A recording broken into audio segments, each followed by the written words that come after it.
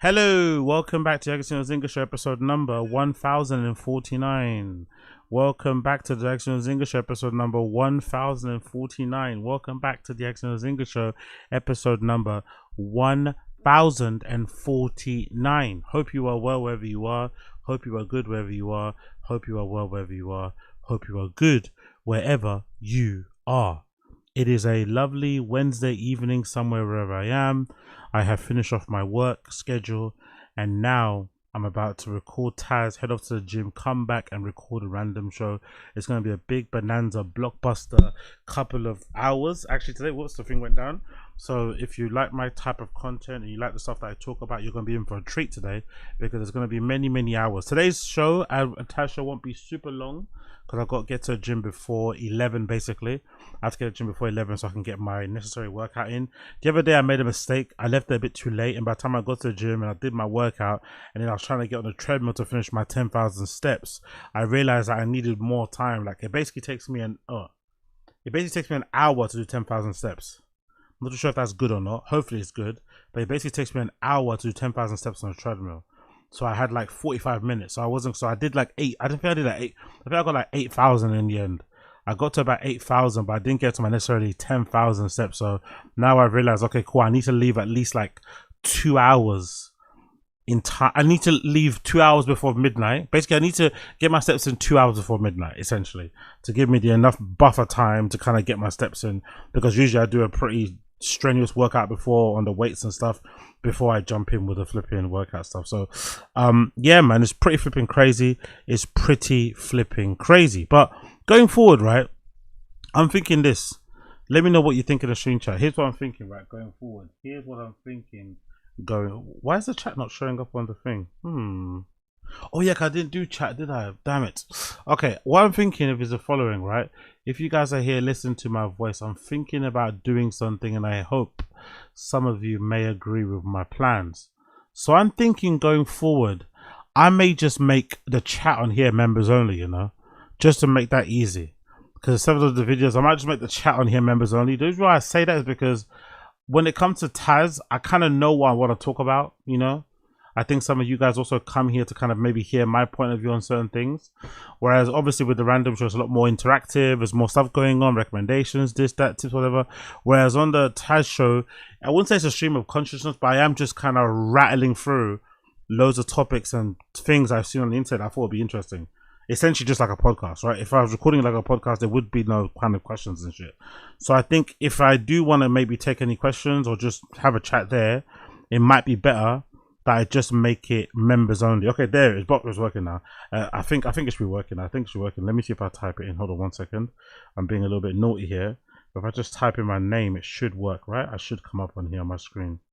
Let's see. Hopefully I come up on here. Did I come up on here? Yeah, I did. Cool. So I think I might just do that. I think I might just do members only chat, but leave the stream up just to make it easy. Because usually when I'm streaming on Tazs, I don't really need a chat. Do you know what I mean? I don't really need the chat to kind of give me like real life info, like in real time information. You know, there are times obviously some clarifications needed, but I think it might be more beneficial. I'm not too sure because the members only thing is hard to figure out. Like, do I just make an extra video? But what's the video going to be about? I don't know. It's hard. No, it's not even a Brendan. I've been thinking about it for ages. I don't really know how to make the membership. At the moment, with Random Show, it's easier. I think I figured out the membership with Random Show. Random Show, what I'm going to do is going forward is that any Saturday, Sunday streams are always going to be members only. Just make that easy. They're going to be members only chat, members only to view.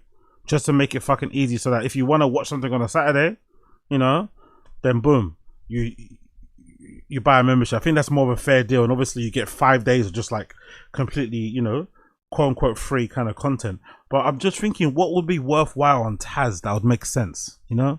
I think maybe just the members only chat and just leave the videos up. Forget making it members only video, just leave the videos up and just make it members only chat. If you want to participate in the chat, you have to be a member. Simple as that. That might make it a lot easier for everybody, I think, going forward. But I guess I'll have to figure it out. I guess something I have to kind of think and kind of lull over. The actual better way to do it would just be for me to not be lazy and actually record separate videos, you know, separate standalone videos that will be members only. But I just don't know how valuable or how useful or how appealing that is for people to get a membership. That's what I'm thinking. I think the main reason why anyone will get a membership to watch my show is to watch the whole show. you want to hear that whole rant. You want to hear that whole stuff in the background. You don't really care about the little maybe clips and stuff, you know, too much. I'm not too sure, but I'll figure it out. Either way, I appreciate all of you. Thank you so much for joining in. As you guys know, for the month of June, I'm on here literally every day. I think I've missed literally, so far in June, I think I've missed 3 days, if I'm not mistaken. I think I missed 3, which is pretty decent. I think I've missed 3 days in this kind of marathon thing I'm doing across both channels. I think I've missed only 3 days. That's pretty fucking good. So I'm looking to not miss any more days going forward. Obviously, this is very difficult considering I'm having to, you know, juggle a full-time job and obviously all the other stuff that I do. But that aside, I do thank you for everybody that's joining in. If you want to help me get towards the 500 member goal target, there's a link in the description down below to get a membership. As I discussed earlier, I'm not even sure what the benefits of the membership are, but the benefit of it with me would be that I can finally get my own studio to record out of any time that I want, and that'd be flipping amazing when I get that done, because then I could turn one corner, because that's what I'm thinking. I'm thinking once I get my studio, imagine it's a square room, right? In my head, that's what I'm thinking in my head. Bear with me, right? That's what I'm thinking. This is what I'm thinking in my head. Bear with me. I'm thinking in my head, it's a square room, right? In one corner, I have it set up where I do the random show and Tazz. So maybe what I'm thinking in terms of backdrop, I might just do it green screen. I might just, when I go to my new studio, I might just have, you know what I have here in the front, where you see here? I might just have that on a green screen instead. So instead of having it like an actual physical template over the video, it might just be a green screen I can just like sit in front of, and that way I can flip between the different sort of backgrounds and templates. Then on another corner, I want to have a DJ booth set up as well, so I can do my DJ live streams set up. You know what I want to do. That's really what I want to do. I really want to start DJ live streaming a lot more, especially on the weekends. If people are not out and stuff, they want something to listen to and get themselves in a quote unquote party mood. I want to do that. Obviously, showcase my skills as well. Maybe potentially get myself some bookings that way. That'd be fucking amazing. That's the kind of route I want to try and go. So once I get that studio, that would be lit. And obviously, I could do football watch-alongs properly and get all screamy and shouty, because you know it's hard to do that when you don't have your own dedicated space, because you know a guy like myself watching football enthusiastically is fun, but if you're not into it, it can be very annoying. You know, it's fun, but if you're not into it, it can be very annoying. So I need my own space for all that shit. So yeah, looking forward to all that stuff. All that, and you know, is coming soon. So if you want that to happen quickly, I guess click the link down below, become a member. That'd be great. If not, eventually I'll get there anyway. Eventually I will get there anyway. All right, cool. Let's get into it. Big up everybody in the stream chat. Big up everybody tuning in. Appreciate you all. So first thing I want to talk about, first thing we should talk about a little bit, is congratulations to Revolut founder. Congratulations to the Revolut founder. According to the Telegraph, they're saying the Revolut founder is in line to become Britain's richest man with a £57 billion payday. Yes, we're not talking naira. We're not talking flipping naira. We're talking pounds. Great British pounds. Pound sterling. $57 billion payday. Crazy. I think personally this is way deserved. This is probably deserved because Revolut, I've got a Revolut account and I love my account. I love my Revolut account. I don't even have a physical card for it yet, but I've got the crypto set up. I've got like a savings account on there. I've got a regular account on there, and the app works seamlessly well. It works so flipping well. To buy crypto on there is really easy. To save your money is easy. To move it is easy. I really like how they've got this really weird little feature on the chat. Basically, when you send someone money, or when someone sends them, it kind of makes a little chat window, so you can have like little quick exchanges on there, which is kind of funny. It's just another social media app in, you know, kind of built in there as well. But overall, I've had absolutely zero problems with Revolut, and now in the UK, it's become like a legitimately registered bank. So really happy for the founder. Really happy for what they do there. They actually run a, you know what I mean? They actually run a tight operation. I've not had any kind of like what you call it? What's that thing called again? When they drop service, I've not had any kind of those situations with Revolut, you know.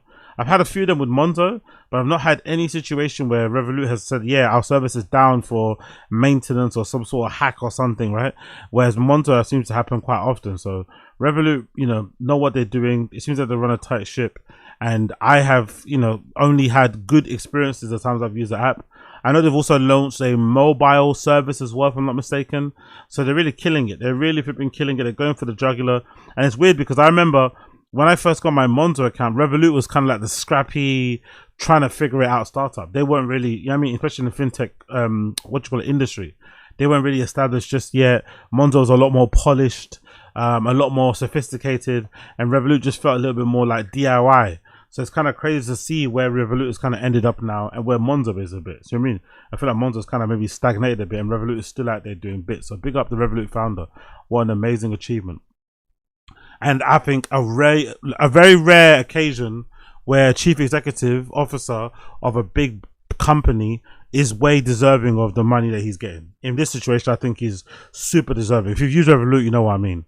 Revolut's chief executive is in line to become Britain's richest man under a $76 billion or 57 billion pounds pay award, turning the bank into a $200 billion company. So so he's gonna get nearly half of what the company's worth. That's crazy. Oh, not worth, but you know, turning into that company, it's not worth it. Nik Storonsky, yeah, is reportedly due millions of extra shares as part of an Elon Musk style reward package tied to Revolut's revaluation. That's pretty good, by the way. Having your extra bits of money or extra shares in the company tied to performance of the company is actually a very good way to incentivize the CEOs, because most CEOs don't really do shit, right? Most people in those type of jobs just kind of shuffle papers around, look important, but they don't really do anything. So if you really want that money, right, if you're really money motivated, then that kind of thing that they did here, where your extra shares are tied to the performance of the company in a reward package, is actually a really clever idea to incentivize a CEO to really pull his finger out of his ass. Hitting the highest target, a company valuation of 200 billion or more, would mean his total stake out of the company is worth more than 76 billion, according to Bloomberg. This would surpass the wealth of the billionaire Hinduda Dravas, regarded as Britain's wealthiest family with holdings of 38 billion. Mr. Storonsky was born in Russia but became a British citizen after moving to London. He renounced his Russian citizenship following Vladimir Putin's invasion of Ukraine. Oh yeah, I remember that happened actually. He got criticised on the timeline a bit for that. I remember when that happened. He was I think he made a video about it. He got criticised on the timeline a lot for that as well. Look, it's played out really well for him. Revolut was valued at 75 billion last year, making Mr. Storonsky's current stake worth around 20 billion. The company has been targeting a valuation of up to $200 billion in an initial public offering expected to take the place in New York. Mr. Storonsky was previously criticised London Stock Exchange, saying the UK listing is not rational. Under his pay deal, that's the thing as well, by the way. We really do hate tech companies, isn't it? We hate innovation. We hate people making money. We're really against it. I don't know what it is about this country. I wonder if it's like tied, it's like the royal family. I wonder if it's tied to that level of, like, you know, bureaucracy and classism. I wonder if that's what is at stake here, where fundamentally, you know, the UK government, the UK whatever society, whatever it may be, doesn't want you to ascend that high, because if you do, that means you could be in certain rooms, in certain places with certain people who you have on paper, I guess, no business being a part of, because these people were maybe, like, you know, their family lineage is tied to the literal founding of this country and shit. Maybe that's part of it. I don't know. Maybe we're just sucking tight asses, but you really can't do any fancy kind of like baller, ostentatious kind of like spending or like just behavior that you could do anywhere else in the world. You can't do it here in the UK. We don't encourage it at all. Like, you wear a bust down watch here in the UK, people are going to give you dirty looks. I said the other day, like, this guy went viral on my TikTok. I wish I saved the TikTok, but this guy went viral on my TikTok, and he was like, oh, I hate living in the UK being a fitness influencer, because when I've just done like a run or I've done like a really big workout and I take my t-shirt up as I'm walking home to get some fresh air and shit, right? And just generally, I don't know, feeding myself after doing all the hard work, I'll get dirty looks from people. And be like, it's obvious, and I think you're saying in the video, you say, it's obvious you can tell that I definitely work in some sort of like modeling or fitness industry. It's obvious you can tell from what I look like. Why would you give me dirty looks if this is what I have to do for my job? If this is what puts food on my table, if this is what keeps a roof over my head, why would you give me a dirty look about it? And he even made a point of saying, even if it wasn't my job, why would it be an issue that I'm walking down the street with my top off when I'm in shape? Who cares? Is it better if I do it when I'm out of shape? Do you know what I mean? But that's a good analogy. That's a good little kind of that's a good kind of example of just how anti-greatness, anti-showing off we are in the UK. To some extent, it's a good thing, because I think for me, it's been good teaching, good training, because when I finally get to those type of levels where I'm comfortable and shit, you're never going to see me posting pictures of my cars I drive. You won't ever see me doing a fucking house mansion tour or nothing. You won't see any of that shit. It'll just be me living my regular life, but there'll be no fucking displays of wealth or whatever or riches and shit. I think that stuff is lame. But maybe my thinking that way has only happened because I live here. Because here, driving a Ferrari down the street, you might get your car egged. Parking a fucking Porsche in a supermarket, you might get it keyed. You know what I mean? Just people might just look at it and just be like jealous or whatever, or just angry. So you can't really do that stuff here. So it's a real shame that they couldn't listen to London Stock Exchange. They had to go to America to get the real valuation. Because one thing about Americans, y'all gonna pump. Y'all finna pump it up. It continues. Under his pay deal, Mr. Storonsky would unlock increasing numbers of incentive shares up to $12 million for hitting the top valuation. At that valuation, the reward and his existing shares will be worth $76 billion, according to Bloomberg. Revolut has not disclosed Mr. Storonsky's compensation ownership, although filings say he owns more than 25% of the company. That's a huge amount, man. He owns nearly 25% of Revolut. That's a nice, tidy amount. That is a nice, tidy amount. Rewards tied to the market capitalization goals are increasingly common incentive for chief executives. Musk has famously used such schemes, including his latest deal, which could make him the world's first trillionaire. Oh yeah, that's because of the SpaceX IPO. By the way, I have been fascinated with all the documentaries and the videos and the shorts and the flipping Twitter fucking type longers articles I've been reading about how scammy and how fraudulent and how kind of, you know, controversial this SpaceX IPO is. In short, if you're not really familiar with it, Elon is gonna IPO SpaceX, but people are saying that the valuation of SpaceX is greatly over exaggerated, mainly because the main chunk of the business that they're trying to push is XAI, which is obviously the holding company that kind of, you know, owns Grok and shit. But allegedly, according to all the experts out there, Grok is one of the worst, you know, AI assistants out there. It's really, really bad. So people don't really rate it that well, and they obviously spend a lot of money on tokens making it run. So by kind of having SpaceX buy XAI and absorb it under one kind of company, so now essentially Grok is a part of SpaceX. It kind of makes it, you know, it kind of inflates what they're actually worth. Because alone, those companies are worth separately, you know what I mean? And I think with SpaceX, they were saying the main business of SpaceX is that they do really well with obviously the Starlink satellites, and they do really well with actually putting satellites in space. Those two parts of the business they make quite a lot of money on, but everything else not so much. The reusable rockets, they haven't got that to work just yet. So it's kind of wild. It's kind of wild how Elon's gonna maybe be the world's first trillionaire, but he's doing it in a very unscrupulous, very dodgy, very cheeky, very fake, or very, like, let's say fake, very, what's that word called again? The very finessed. It's almost like a finesse. It's a fudging. It's an editing. You know what I mean? It's an editing of the figures or perception. They've done a really strange thing. So yeah, it's been really, really interesting, man. Really interesting to watch the documentaries on everyone basically saying, yeah, this is fucking shit.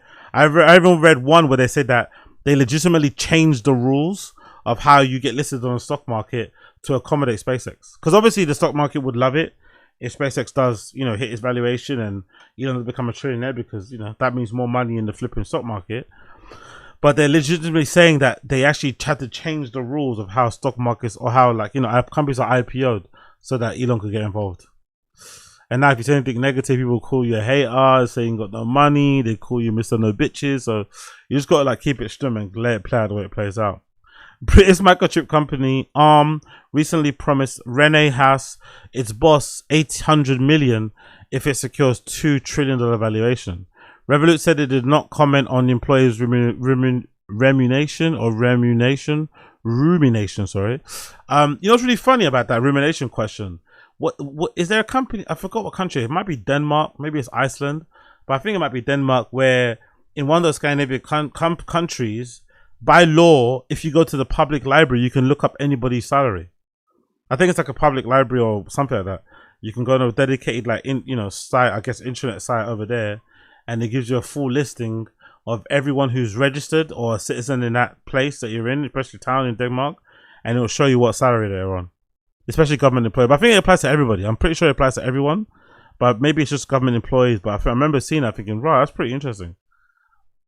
I bet you that doesn't lead to any awkward things during fucking contract negotiations or salary negotiations. We suffer a lot. I know I did. I suffer a lot from that because, you know, we don't really talk about money or how much we make in the UK at all. So you'd go into these interviews and you'd be completely blind as to what you should be what you should be kind of requesting. You'd have no idea. Obviously they would know everything, but you would be there just struggling, thinking, oof. Do you know what I mean? I don't know if I should, you know, ask for like 100 more or 100 less. It's like, god damn, not knowing full well that if you would ask for 5 grand more, they would have given it to you, you know? But hey, Mr. Storonsky appeared to have moved his residency to the UAE last year. That's a shame. A move that could have seen him avoid capital gains tax bill, which I understand though, to be fair. Because if you, like I said, I'm going to search earlier or later on this topic. If you earn 100k in this country, you're basically paying what, 40 grand a month, I think? In terms of, or 40% a month, sorry, in terms of fucking, in terms of taxes and shit. So I definitely understand because, you know, if you give me, you know, what's that, how much you say? If you give me 57 billion and you try and tax me 40%, I'm going mad. Even if I had £10, you try to tax me 40%, I'm going mad. But if I've got 57 or 37 billion and you want to try and tax me, I am losing my head. You know what I mean? However, the filing was quickly reversed to show that he remains resident of the UK, with the filing apparently on administrative error. Yeah, sure. Revolut was granted a full banking license earlier this year, which will allow the company to pursue similar licenses abroad and fulfill Mr. Storonsky's ambition of becoming a global bank. Mr. Storonsky sold hundreds of millions of dollars of shares as part of the employee share sale in 2024. So big up, big up, big up, big up, big up, big up, big up, Mr. Storonsky from Revolut. You love to see it. You love to see it. Continuing on. Big up the Telegraph again. Earning 100k but too broke to have children. The brutal reality facing of Britain's tax system. Earning 100k. I'm thinking, is that as a household or is that each? But too broke. I think they've got a spending problem. I'm going to say they've got a spending problem. They probably spend too much on rent. They probably spend too much on a mortgage and shit. I don't think having 100k is not enough to have a kid, especially not in London. You could easily have it. There's people having kids in London not on benefits who are making like 30 grand a year. I don't think 100 grand is stopping them. I think maybe they just spend maybe the stuff that they like. Maybe like because there are some people out there who would not ever compromise on the level of accommodation they live in. I know there's some people out there that would never ever compromise on the level of accommodation they live in. Never compromise. So maybe they're paying a certain amount in terms of rent and fucking mortgage, or rent or mortgage, and they're just not willing to drop it down. That of course I understand why it's going to affect your ability to have a kid, because you know then there's not a lot of money left over. But if you're willing to like compromise on certain things, especially again it's not going to be forever, right? You can then be able to afford a child. But I think, you know, I think that might be the case. But I want to find out if whether or not they're earning 100k together or separately. Big up the writer from The Guardian about this one by a person called Noah Eastwood. Nathan Griffiths and his wife were ready to start a family. Financially, they were in a good place. They owned their home, brilliant, and they both had high-flying jobs paying 6-figure salaries. We felt we could have done everything right. But when their first child, Olive, was born in 2021, the joy of bringing new life into the world was soon met with shrinking realization that Britain's tax system would punish them for it. Griffiths estimate the childcare came with a yearly price tag of £19,000 a year. Holy shit.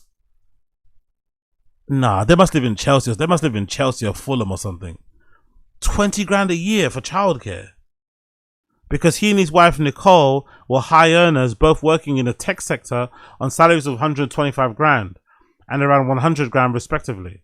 They would not see a prime penny in support to cover the costs until their children were at least 3 years old. So you can get some sort of benefit from your kids, even if you should, to be fair, if you're in 100k, you shouldn't be taking government benefits for child support. That's fucking crazy. That is kind of crazy. I'm not going to lie. To take any type of benefit for childcare or childcare, sorry, not child support, childcare, when you're earning 125 or 100 grand respectively is kind of insane. But then it also makes sense. They always say the people who are the richest are usually the stingiest, you know. They usually watch every single penny, every single dollar. That's how you basically get rich. So that makes a lot of sense. The couple, both now 35, were also topping up their earnings by running a number of Airbnb holiday homes near Brighton, where they live. In a good year, the flats could bring in as much as 80,000 to 100 grand a year.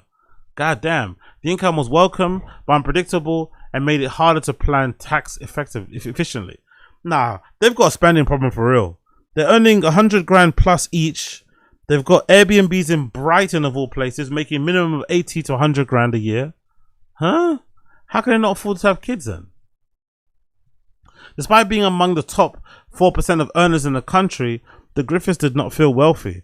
It is a feeling increasingly common among Britain's middle-class families. It all leads back to the UK tax system, which operates a confusing mishmash of cliff edges that mean even tiny pay rises can wipe out thousands. Okay, cool. That's actually a good point, actually, because let's double check. I do remember checking this one time because one of my favorite websites to ever use all the time, especially when you're, you know, looking to get a new job or looking for a job or something, right? Or get a current job. I think most people do this. I don't know if this is just like an immigrant mentality thing, but I think most people do this when they get a new job. You type in salary calculator on the internet. So if you type in salary calculator on the internet and you type in 100 grand, right? It's going to tell you that it takes 40%. So imagine I made 100 grand. It would say my yearly gross income would be 8,833 and 33 pence. But then after every deductible,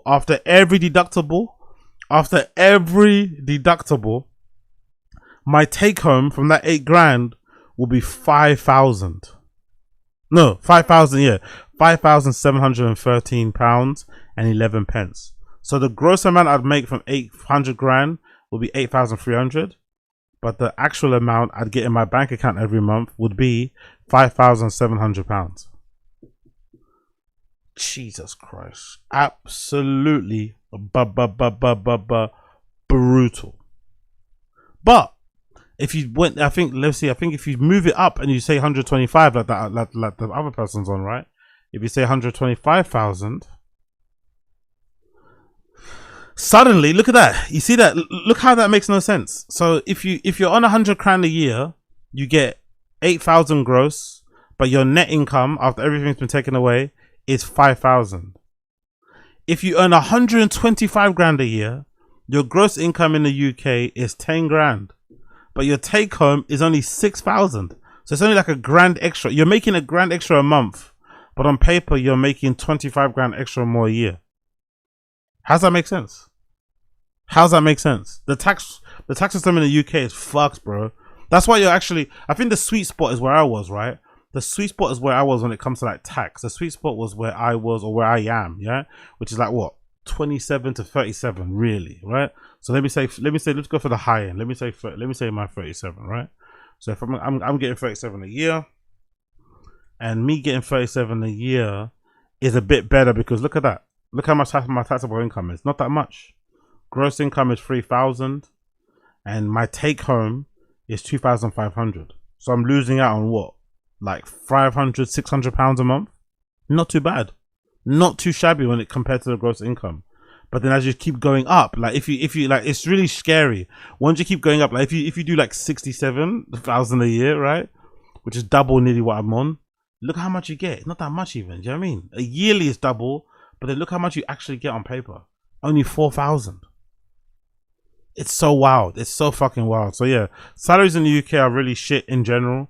And we also get tax for shit. Obviously, a lot of it goes to the NHS and other bits and bobs, which is really kind of, you know, crucial. I noticed it the other day when I obviously had my run-in with my health and I had to go to the hospital to go get my elbow looked after breaking it, falling off my fixed gear bike, the numerous times I've had flipping surgeries, especially my latest one, which is the nasal polyp surgery on my nose to get rid of all the massive glands and shit from all the excessive fucking baggies and the hay fever and all the other stuff I've had. So those things are really good, right? Because we don't ever have the stress that you guys in America have where, you know, you break your arm, you dislocate something, a finger, and you just have to figure it out at home because, you know, the moment you go to a hospital, you're going to get charged for the paracetamol, charged for the fucking painkillers, ibuprofen, you're going to be charged for the beds, Do you know what I mean? It's gonna be like suddenly a broken finger, so a dislocated finger because your finger pulled, or a sprained finger or something because you're playing basketball or football or something, suddenly turns into like a $600+ bill. So although the salaries aren't good in the UK, that peace of mind, I'm not sure if I'd change it.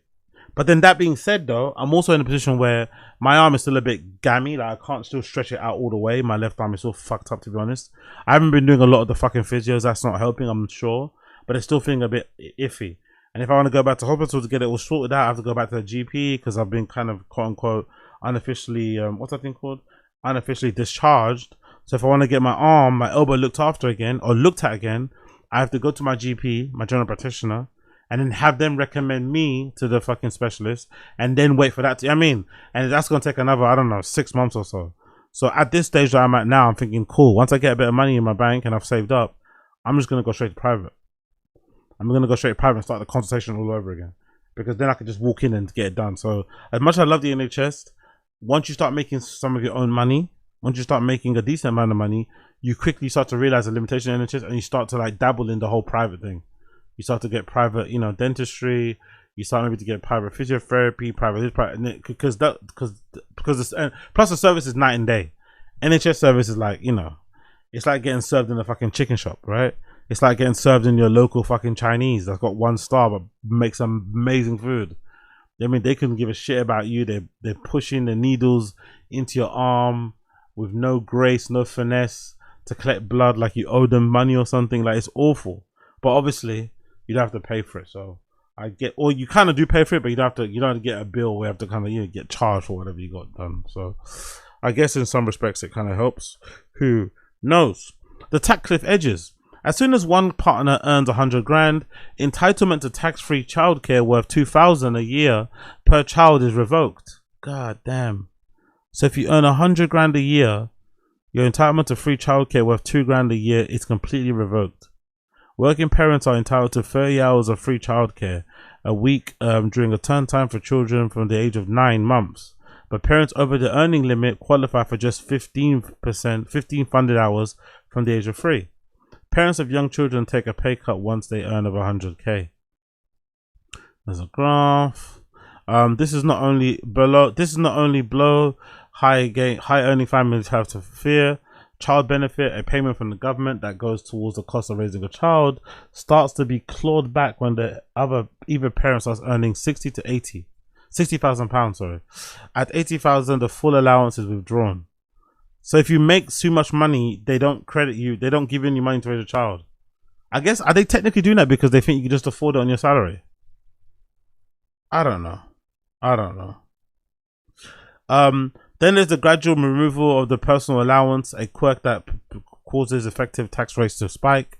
The amount you can earn before paying and high income begins to disappear from the earnings of £100,000 at the rate of £1 for every £2 earned. Between these two salaries, the effective marginal tax rate is 62%, before dropping back to 45% in the pound of additional rate earners. These cliff edges mean some workers will not be better off financially after hitting 6 figures until they earn more than 1,044, according to the Analyst Institute. So you have to earn over 145,000 to feel the benefits. Let's see that actually. That's kind of fucking wild, man. That is actually kind of wild. You don't see any benefits until you earn 145,000, which, you know, how many people in the UK are earning that? So with 145,000, your gross, yeah, that's a bit better.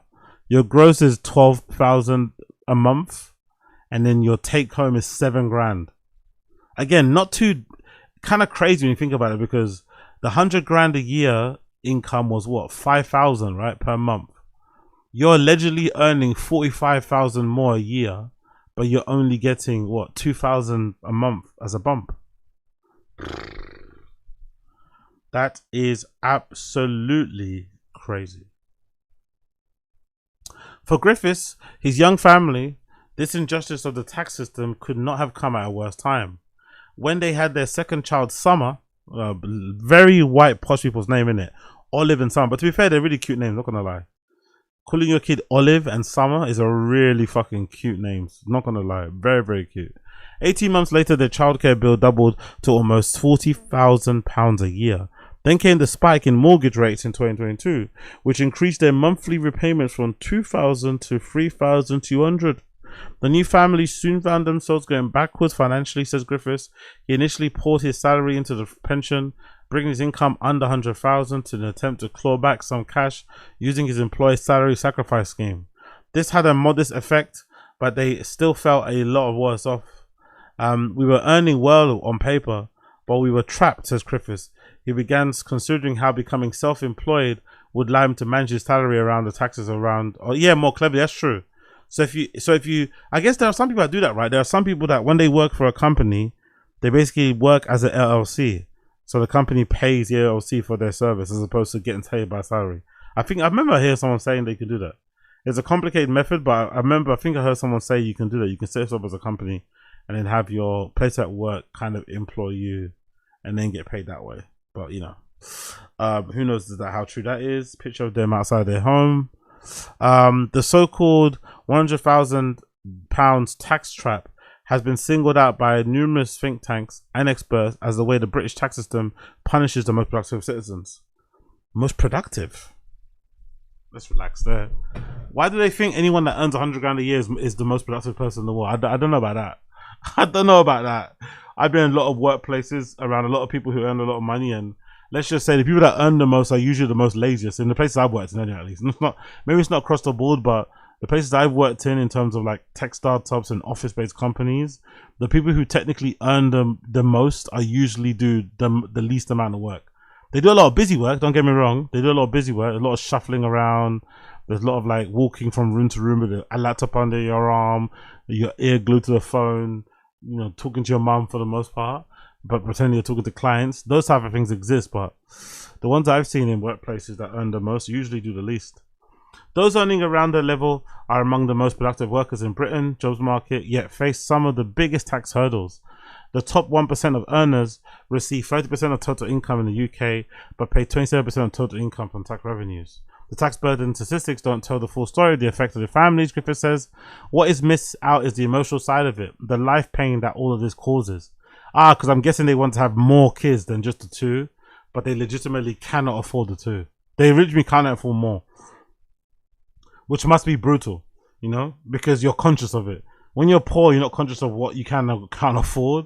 You just pop the babies out and figure out later. I mean, it's like an inshallah pregnancy. I mean, it's vibes. It's vibe pregnancy. It's live, laugh, love type of pregnancy in the hood. You just, you know what I mean? You never pull out and you just hope for the best. You never pull out and you just hope for the best. The couple soon discovered that many of their friends with child faced a similar situation. We realized it wasn't just us, says Griffiths. We were talking to friends who are lawyers and accountants, and they're all having children and earning good money, but we're broke. Brutal. That probably explains why there's a lot of like rich kids that grew up with parents that hate them. I wonder if that explains it. I wonder if that explains why there's so many rich kids who grow up with parents who like not so secretly hate them. They rob them of their youth for the most part, right?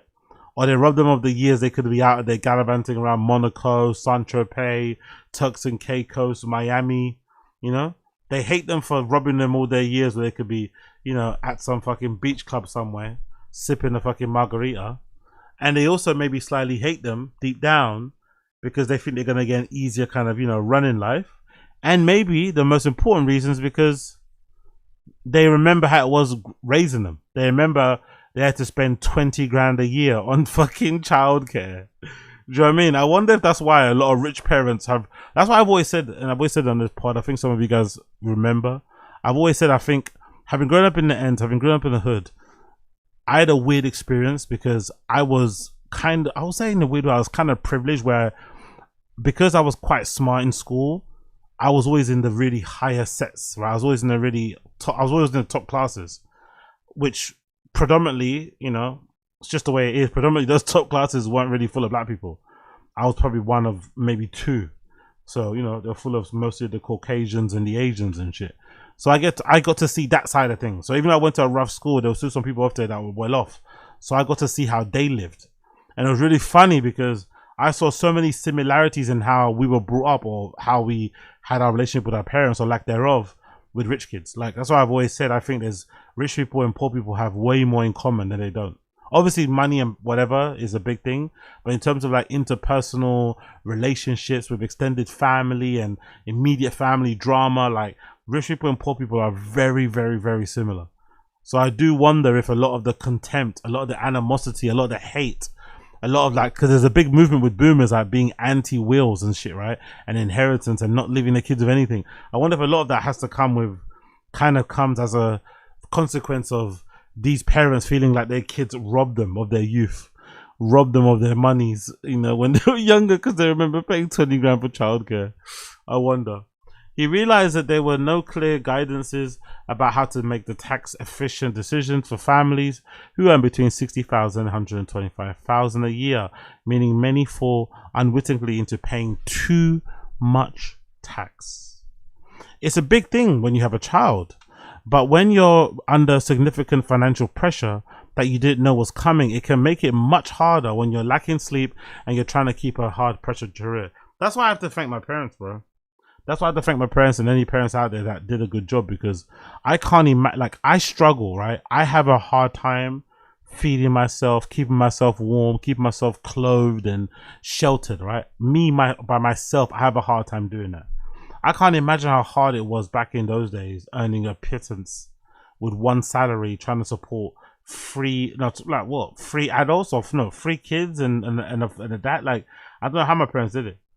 You know, coming to a new country, not knowing the language, all that. Like, God, and most of us, like, our lives literally break down when our phones die and our phones run out of battery. You know what I mean? We reconsider our flipping options when the Wi-Fi isn't working at Starbucks or at work or something. We have a fucking panic attack. Whereas most of our parents were, you know what I mean? They were raising entire families off of like 30 grand a year, 40 grand a year. And taking you to all the classes. You know what I mean? And getting you tutors and making sure you had the best school, you had clean school uniform and shit. You didn't go to school with lice in your head.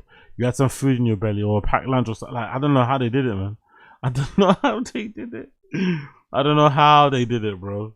In 2022, Griffith set up the Wealthy Parent Guide, a tax advice website for families like his, which he now runs for. Ah, come on, bro. You can't afford to raise your kids so now you make a website with a guide. Now you're the same parents who are broke now have to buy your guide for £49 a year. Yo, man, this is insane. In 2022, Griffith set up a Wealthy Parent Guide, the WPG, a tax advice website for families like his, which is now he runs full-time with his wife, Nicole. For a charge of £49 per year, the online handbook asks high-earning parents to input their salaries, allows them to see the consequences of their tax liabilities and to have child and whether that improves their higher or lower earnings. So he basically made a paid version of this. He basically made a paid version of the salary calculator.co.uk that I use. And he's charging parents £49 a year to access it. The same parents who are allegedly broke and shit. Like, come on, bro. You're not helping the situation here. You're not helping. Griffith says that more than 10,000 parents have used the site since it launched, with an average income of 140,000. Fucking hell. Fair play to him. Many have shared experiences with Griffiths about how they struggle financially to raise children, despite being top earners. They told him of how they had turned down pay rises and promotion as well as cutbacks on working hours. All the strategies I believe they were flawed. The first big mistake people make is that they don't investigate ways to solve it. They just take the 62% marginal tax rate and pay the full price for the childcare fees. Yeah, because WhatsApp is so long, man. It's hard. It's long. Like, even just getting your workplace to pay you like an LLC or to pay like a contract or something is fucking super hard, or like you're self-employed. It's not easy one-step process. You got to do so many document filling out, all this back and forth and shit. So I think some parents, if it's too hard and involves too many steps, they just take the 62% hit on the tax, and then they just, whatever they have left, they pay the nanny and the childcare and keep it moving. You know, I don't blame people for that. Even though you're getting ripped off and you could probably save more money, what am I going to do? You know what I mean? Like, I'm just not going to do that. If you're raising a child as well, you don't have time to do that. Legitimately don't have time. One way Griffiths recommends avoiding the tax trap is by considering whether it would be possible to work as a contractor, that's why I said it, for a limited company, rather than as a salaried employee. This typically allows someone to pay themselves a lower salary, write off business expenses, and pay dividends that are subject to a lower tax rate. Imagine doing all this just to have a kid. Fucking hell. And then that kid ends up hating you. Or telling you to leave you alone. Imagine how pissed off you'd be. That kid ends up hating you. That kid slams the door in your face, runs away, steals things, doesn't listen. You were doing all of this juggling your pay, registering yourself as self-employed to get paid by the you were doing all of these things to help your kid. And then they just decide, you know what? Fuck this. I'm not listening to you, mate. I'm not going to listen to you anymore. Absolutely crazy scenes. But he admits this option is not open to everyone. It's just really hard for parents who are in the bracket to leave their employment and become contractors so they can manage their income better. Yeah, you shouldn't do that. You shouldn't do that. You shouldn't do that. You shouldn't be leaving. No, you shouldn't do that. You definitely shouldn't do that. You definitely shouldn't. I think the only way you could do it is if you kind of agree before you start your role. Hey, can I have my salary paid in this way? Then I think it's a good idea. But the other stuff, probably not so much.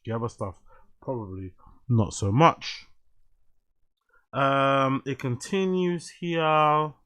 But he admits this option is open to everyone. Sacrificing salary can work well for some parents who are within the thousands of pounds above the, $100,000 threshold. Sometimes your take-home pay can be significantly better if you overpay your pension.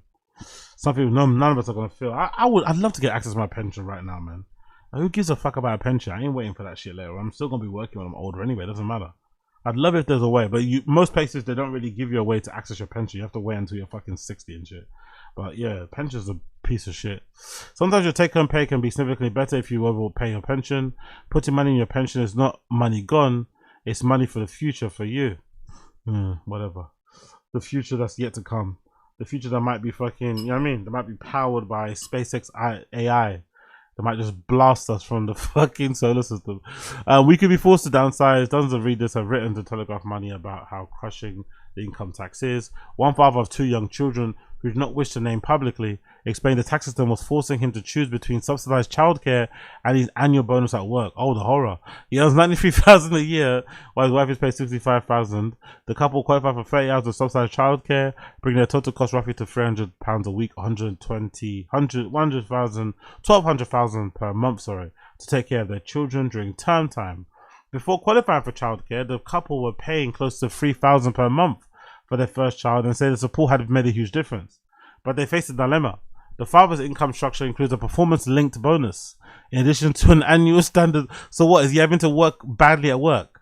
If he works badly at work and his team or his company doesn't hit their targets, he then can afford his childcare. Could you imagine that conundrum? Could you imagine the conundrum of, like, you have to purposely perform badly at work and hope that your team doesn't hit the target so that you cannot pay for childcare? Honestly, so fucking brutal, so brutal. He planned to put all of this into a pension as a way to lower his income below 6 figures. While he may seem like a straightforward decision, says the money to save the money in the pension and keep childcare costs low, the family could soon be forced to change tack. They fixed their mortgage at 1.41% in 2022, spending $2,000 a month, but are set to move onto a variable rate of in 2027. If the rate remains high, we're looking at a significant jump, which would create a major cash flow squeeze. In that situation, we might even have to consider downsizing, which feels absurd given our earnings. Yeah, imagine that. Imagine having to downsize and you're basically both earning like nearly $100,000 a year. While I'm not consistently earning over $100,000 in base salary, the combination of bonuses, tax threshold, and childcare mortgage payment pressures means we're having to make financial decisions just to stay afloat, including potentially moving to a smaller home. Absolutely crazy, man. Big up the UK, though. Big up the UK. Weird place to live in. One of the best cities in the world. On its day, one of the best cities in the world. But also on its day, one of the worst cities in the world. One of the best cities in the world on its day, but also one of the worst cities on its day. Big up that family. Hopefully they figure it out. One of the reasons why this is one of the worst cities in the world is because of stuff like this. Big up Sadiq Khan. Big up the mayor of London, Sadiq Khan, who they're accusing or they're alleging shaved his head because I think he went somewhere and he caught lice. He doesn't want to admit it or something. I'm not sure how true that is, but allegedly he caught head lice going somewhere. Maybe it was some sort of council flat or something. I don't know. Some sort of appearance. Who knows? A brothel. Who fucking knows? But He just appeared out of the blue nowhere with a bald head. Now his hair's growing back slowly, but before it was concretely bald, or properly bald. Not concretely bald, but properly bald. Anyway, he had a lot to say regarding nightlife in London and closing times, and I've been saying this for the longest time. It makes no sense. We basically got a 24-hour public transport in London for the most part, depending on where you live, but we definitely do have a 24-hour transport, especially when you equate night buses. But there's not really a 24-hour nightclub culture or like a nightlife culture in general. Most clubs or most nightlife establishments, especially in central London, probably close at like 10, 11 p.m. now. I'm pretty sure. There's not a lot of bars over there that are open past 12, 1, 2, 3, 4 a.m. Even on weekends. They're not open. It's a complete ghost town. If you go there around 5 a.m., 4 a.m., no, let's say 5 a.m., 4 to 5 a.m., it's surprising how dead it is, There's no one around, no one loitering, because there's nothing open, nothing there. Everyone just went back home super early. So it kind of takes what's the point of having like a night tube that runs from 12 and kind of goes, through the entirety of London from east to west if you can't actually go out anywhere? It makes no sense. Anyway, let's see what Sadiq Khan has to say. If you've chosen to live next to a nightclub, incredibly frustrated. I've got 5 tubes open at the night time. I've got record numbers of night buses. They got nowhere to go to because you can't go to a decent club or a decent bar after a certain time of the day. And I say in a respectful way, look, if you've chosen to live next to a pub doing live music, if you've chosen to live in the centre of the greatest city in the world, if you've chosen to live next to a nightclub, That's the thing I don't get when it comes to gentrification argument. That's the thing I don't understand when it comes to gentrification. Why is it never a compromise? Like, I obviously agree with Sadiq Khan's point of view, which everybody says, like, if you move next to a nightclub, you don't really have the right to tell the nightclub when they can open or not open, or lobby for the fucking licenses to be taken away, or for their closing time to be flipping shrunk and shit. That's not fair. But I also understand that you both live in the same spot. You have to come to some sort of agreement that works best for both parties. Obviously, in a very fair, just world, what would happen is that whoever's got the right, whoever's been living there the longest, has the right to decide those things, and it's mostly in their favor. So if the club's been there the longest, they have right to say that. If the nightclub comes after the residents have moved there, which does happen all the time, but it does happen sometimes, then obviously the residents have more of a say-so in what goes on. But I just don't like this idea or this thing that happens a lot in London or in most kind of Western, metropolitan cities, where as soon as 1 or 2 people complain in a local area, the local council panics. You know what I mean? The local fucking state ministers, whoever they are, start to get their pants in a twist, and they immediately cave and, agree to every demand that the flipping residents kind of have in mind. And most of the residents' demands are just, get rid of the club, close it down. They don't give a fuck about the people that work there, what it can do to the local scene. They don't care at all. They just want it gone because it's making too much noise for their pristine neighborhood. But if you move next to these, because like one of the saddest things about gentrification, especially happens a lot here in London, especially the last time it happened, I think was Brixton and Hackney Wick, right? Brixton and Hackney Wick at some point were very dangerous places. I remember, because I grew up mostly in East London, I remember going on school trips. Right, from East London to South London, usually in Brixton, to go to, I think there's a museum there. I forgot which one it is in South, but went there a few times for school. And I remember back in the day going on a school trip to flipping Brixton, and you'd get like in so many fights nearly just coming out the station, walking towards, I think the KFC that's towards the left hand side, walking through the city centre, get into the fucking museum, or jumping on a bus and bumping into other kids on the same time. It caused fucking issues. It's really fucking rough. Now it's, hipster central Brixton, and sure, it's the same way. But one of the saddest things is that those places were made cool by humans, residents, right? That made that scene pop. Then as soon as that scene pops off, people then want to live there, right? Because oh shit, I love the scene. I love this. It's like the Strip in Dawson. Oh, I love the Strip. I want to live on the Strip. You live on the Strip, which is the main Kingsland High Street, and then a year later, maybe you're off of nightlife. Maybe you're not down to go to basement clubs anymore or to drink fucking Jaeger bombs. I get it. But you then don't have the right to tell that club to never open again, to shut down. That's not fair. because you specifically moved to that location because you wanted to be on the strip, you wanted to be on top of all the action. You know what I mean? And then now you're not on it anymore, you're over it, it can kind of change and you want to go elsewhere. It doesn't make any sense. So I really do hope like I've said, I think the solution has always been this. The solution, which I think would work the best, would be this. I think we need to have more places like Fold in each part of London than not. So in my ideal world, I would have a Fold in, let's say, where it is now, which is in Canning Town, and I have a Fold that maybe is a bit more central. So I'd have 2 folds in each part of London, north, east, south, and west.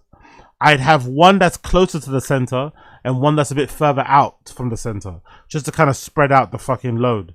And what that would do, I think, right, is that what you technically have, you'd have these, let's say, you'd have these, you'd have these 16 clubs in London, right, that all open Friday to Sunday or Friday to Monday from 10 p.m. let's say, let's make it 10, forget 11, from 10 p.m. to 6 a.m. every weekend. You'd have 16 clubs in London, right, 4 in each side of London, or each, you know what I mean, and they'd all be open from 10 p.m. to 6 a.m. What that would do is that it would allow people that want to party like that to go to those places and know they're going to have a time to kind of, you know, because one of the things what I've always said about London or the UK, one of the reasons we have really bad drinking culture, why we get on it with the baggies too much and why we just can't handle our booze and we go crazy, is because the opening times are too short, they're too small. Like one time before, I went to go visit a friend of mine who lives in Hastings, right? I guess you call her an ex-friend now, because I don't really talk to her too much, but I went to go visit this friend in Hastings, and the village that she lived in, or the place, yeah, the main city, Hastings, don't ask me where the place was, but I remember seeing these like black, sort of like huts on the beach. If you know Hastings, you know what I'm talking about, these like black sheds, which are really cool. But anyway, we went out one night, and we went to a local bar. You know, we went to a local pub first. That's it. Sorry, forgive me. We went to a local pub first. The local pub had drink promotions where they were giving, I think, one drink, no, buy 2 get 1 free or something, or whatever they're doing. Some sort of drink promotion that was running from 5 to 7 p.m. We happened to get there like 6. We happened to, and I think I banged like 4 pints, already steaming, plus a couple of baggies, right? Already steaming. Then from that pub, we went to a bar. There's like a cocktail bar place in that Hastings place, and that cocktail bar place closed at like 11 or 12. So the pub before had a drink kind of promotion on from 5 to 7, but closed at 10 p.m. But then we went to go to the bar after. So we got the drinks in for that pub, and then we went straight to the bar. That bar also had drinks promotion, like a cocktail buy 2 get 1 free. And then that closed at 1 p.m. So it was only open between the hours of 10 and 1. The pub was only open between the hours of, like, I don't know, 4 and 10 p.m. So you have to squeeze all of these drinking to those small hours. The bars and pubs that are open those small amount of hours also have to make it worth their while to be open. So they put these drink promotions on to entice you to come in to spend more money. But then that gets you more fucked up. And then after 12... we found this like nightclub, or I think it's like a nightclub, right? It's like a nightclub, strip club place. That's the only place that's open until 4. So then you go in there and you're steaming. So you can just imagine how people were just, you know what I mean, just ready to explode on the streets. But I think if you have what I said, which was 16 clubs around London that are like Fold, that are open between 10 to 6 a.m., what that does is that it spreads the load. It spreads all the traffic as well. So that all the clubs around London, because the problem is we have here, we don't really have many clubs, and the ones that we do have, they're super full because they're the only decent ones. But if you have 16 clubs located around London that are open till 6 a.m., it kind of spreads the foot traffic and the load, and it allows people to kind of, you know, manage what they've got going on in their area, and also give people the option who want to go out and get fucking Larry between 10 p.m. and 6 a.m. they can do so. Whereas now it's not possible unless you go to like one of 3 clubs in London. That's not enough, man. It's not enough. But big up Sadiq Khan. Hopefully, him saying this is a good thing, especially now that Amy Lamé is gone. Him saying this is a good thing, especially now that Amy Lamé is gone from her job. But I hope he's not just waffling, and I hope he follows through and does think about this, because at the end of the day, you're the mayor of London. London mayor, do you know what I mean? Like, do something, brother. Pull out your fucking finger. Do fucking something. moving on from that one. Big up Club.Are too, by the way. Talking about clubs, big up Club.Are. I need to go visit Club.Are. I really need to go visit Club.Are. I really need to go visit No, I keep calling it Club.Are. It's Club.Are. Club.Are. I really need to go visit Club.Are. They do this really great, I guess you describe it like a queer night, and they produce it really flipping well. The guys that are behind it have got art backgrounds and production backgrounds, so they go crazy with the productions. They have these really nice, I don't know how easy it is, but it does a really good way of just kind of giving the place a bit of emotion, giving it a bit of texture, giving it a bit of warmth, right? They hang these massive kind of sheets from the roof, from one corner to the other corner. They have these different lights, smoke machines, a great host of DJs and shit. And also, I think to counter this fucking shitty nightlife opening hours here in London, it also starts at a weird time, if I'm not mistaken. I'm pretty sure it's like from like daytime to nighttime. So I think it starts at like 3 p.m. and goes until like 4, you know? So that's the way they kind of get around it, because you can't technically stay open from like 9 or 11 till 9 a.m. So you have to kind of bump up the opening times a bit earlier, have people drinking during the day and then going away, which is a bit crazy, but it works. So big up Club.Are. I definitely need to go check them out. This is what they're saying. We're still not over our first open end after hours last Sunday. The rain didn't stop us one bit. Thank you everyone who made it special. Until next time. So the next one's in Helsinki. 26th of June. That's a decent venue actually to might go check out. There's one happening in July. They haven't confirmed yet. And then there's one happening on the 25th of July. So yeah, big up Club.Are, man. It looks fucking fun. I need to go check out Club.Are. It looks like one of the best parties we got here in London. It looks like one of the best parties we have here in fucking London. Let me play a clip from you from their Instagram.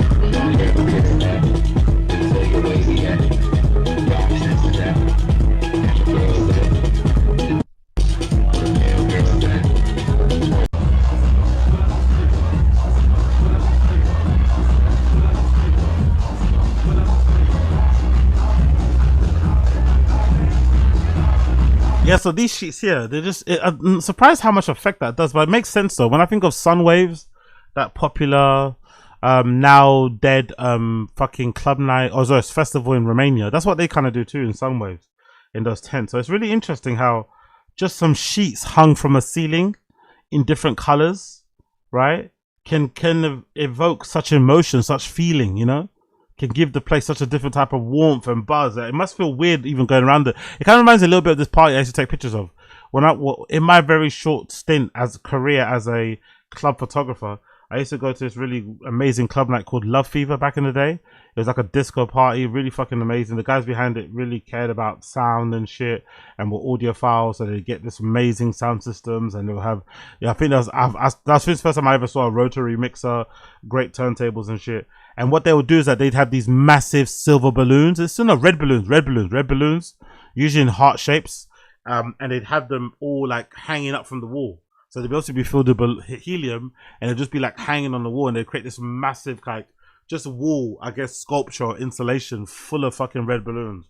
And it gave the whole room a really interesting feel and warmth, the sound as well, hearing the random pops and one balloon dropped, like just incredible. So it is interesting how different you can change a space by just like, you know, having these drapery hanging from the ceilings and shit. I wonder what you could do if you hid the DJ, huh?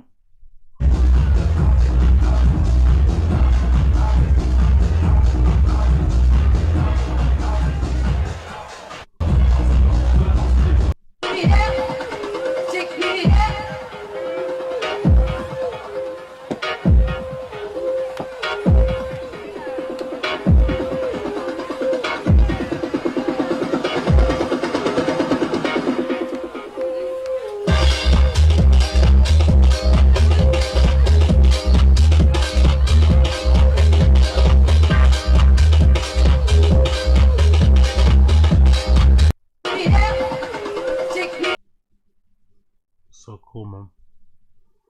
Happening, it's not loading. What happened? There you go.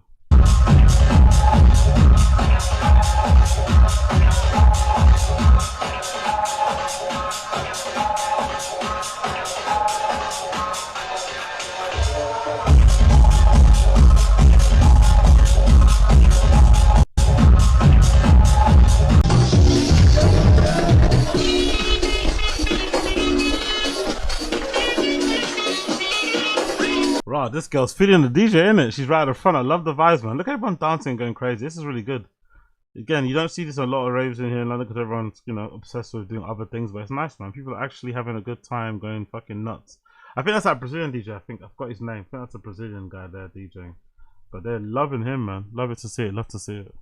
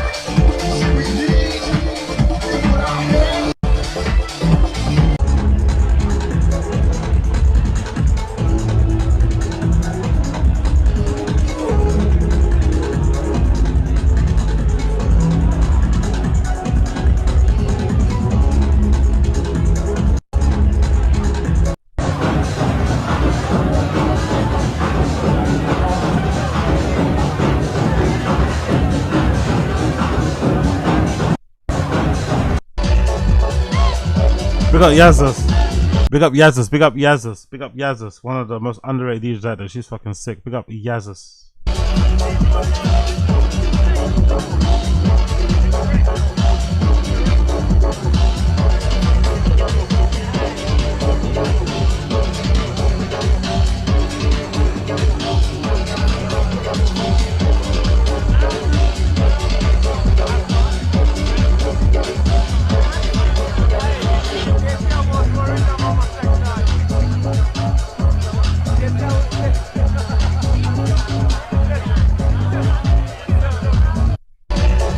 Big up Yazus, big up Yazus. But big up Club.Are, man. You definitely just check out Club.Are. They do some great shit. Definitely to check out Club.Are ASAP. Definitely to check out Club.Are freaking ASAP. New raves happening soon, yeah? New raves happening soon.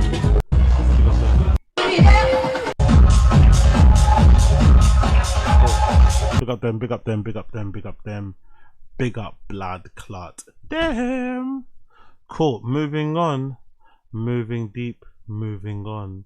Moving deep. Big up everyone stream chat tuning in, but if you're here, you like what you see, please smash a like, hit subscribe, that'd be greatly appreciated. Smash a like, hit subscribe, that'd be greatly freaking appreciated. Big up my guy too. Big up my guy Oren. Big up my guy Oren John. Always doing some really cool videos and explanations and just hacks and tricks and whatever else it may be regarding marketing. And he did a really good video that I really was interested in. I thought I'd share with you guys regarding what happens when rich people stop going out for dinner. And this is like the side effects of like GLP-1s, the side effects of Ozempic. Obviously I'm thinking about this stuff way more nowadays because I'm currently, you know, working out a bunch, trying to lose a bunch of weight. And I've realized, you know, because I've done it quite a lot of times with my life. I've yo-yoed, you know, I've yo-yoed up and down in weight. I've been on my Oprah shit for a long, long time. I've been really skinny, I've been really fat, I've been really skinny, I've been really, really fat, and been really, really skinny again. So I know how hard it is to do. But in the time that I've kind of yo-yoed up and down in weight, GLP-1s have been invented, right? GLP-1s have been invented, GLP-2s, GLP-3s and shit, which essentially with the stabbing of a needle into your belly a few times a week or whatnot, you can go from looking like Lizzo all the way to look like Ariana Grande, you know? And with little to no effort, little to no work on your side of things, all those things do is just, you know, suppress your appetite, stop you from eating, and then voila, the weight just kind of melts off of you. And they become really popular over the years, over the time, obviously they come onto the market and shit. And one of the things that people are noticing as a real consequence of this is, you know, restaurant culture and stuff isn't what it once was. And it's come at the worst time possible, I can think, of restaurants. I think it's come, GLP-1s have been invented at the worst possible time for restaurants, especially here in London, because I feel like there was a bit of a renaissance. There was a bit of a renaissance with restaurants in general. Maybe it's because of all our ages and stuff, I'm not too sure. But I feel like a lot of the people I used to go clubbing with switched their clubbing for restaurants. Because in a restaurant, you can kind of get away with not doing drugs. You can kind of get away with not drinking, but you're still out and you still have that nightlife energy, you know? You can still have that nightlife energy, that pub energy over some food, you know, non-alcoholic booze, great music playing, great ambiance, people talk. I mean, it can kind of replicate that. So I feel like a lot of my friends or people within my social group, peer group and shit, were starting to sweep the dance floor for the restaurants. Well, just as that was happening, and loads of people popping up and loads of different options, like, you know, say what you want about London, but one of the things you can never criticize this city for is the food scene, and the restaurant food scene here is one of the best in the world. So we have one of the best restaurant food scenes in the world, and just as that was about to start popping and getting off, and even in places like New York and LA and stuff, I can imagine too, GLP-1s come on board, GLP-1s come to market. And now suddenly those same people that you were hoping will come to your restaurant, would eat food, would bring their friends, would propose there, would have their leaving drinks there, would have their engagement parties there, whatever. They just be there eating all the time. They are now taking GLP-1s to be skinny and shit, which then suppresses their appetite, which means they don't need to eat as much or eat as often. So that's kind of like affecting your bottom line. So, I do love the law of unintended consequences. I'm not going to lie. I do love the law of unintended consequences. You do something with one intention. You do something hoping of one outcome. But then there are some unintended consequences tied to what you did that you had no idea would happen. You did everything in good faith, right? You did someone invented GLP-1s in good faith to legitimately help diabetic patients lose weight or obese people lose weight, wherever the main intention was. But look at all the unintended consequences. That little needle may have kind of, you know, spelt the very slow death of like restaurant culture in general. Who knows? Who knows? But big up Oren John for this great video. Big up Oren John for this great fucking video. Going to dinner has become low status. You're on a date in cursed Boston. You met Alyssa on the new Hinge AI. She's a comms lead at BlackRock. She's hot, a little evil, and you've been looking forward to this. $240 later, you're talking about reels over ponzu yuzu and elevated chicken fingers. Add caviar for just $120 more. And somewhere between the second cocktail and the Cisco truffle. Why does he know us so well, huh? Why does this apply to all of us? Why does he know us so well? Why does he speak this language so well?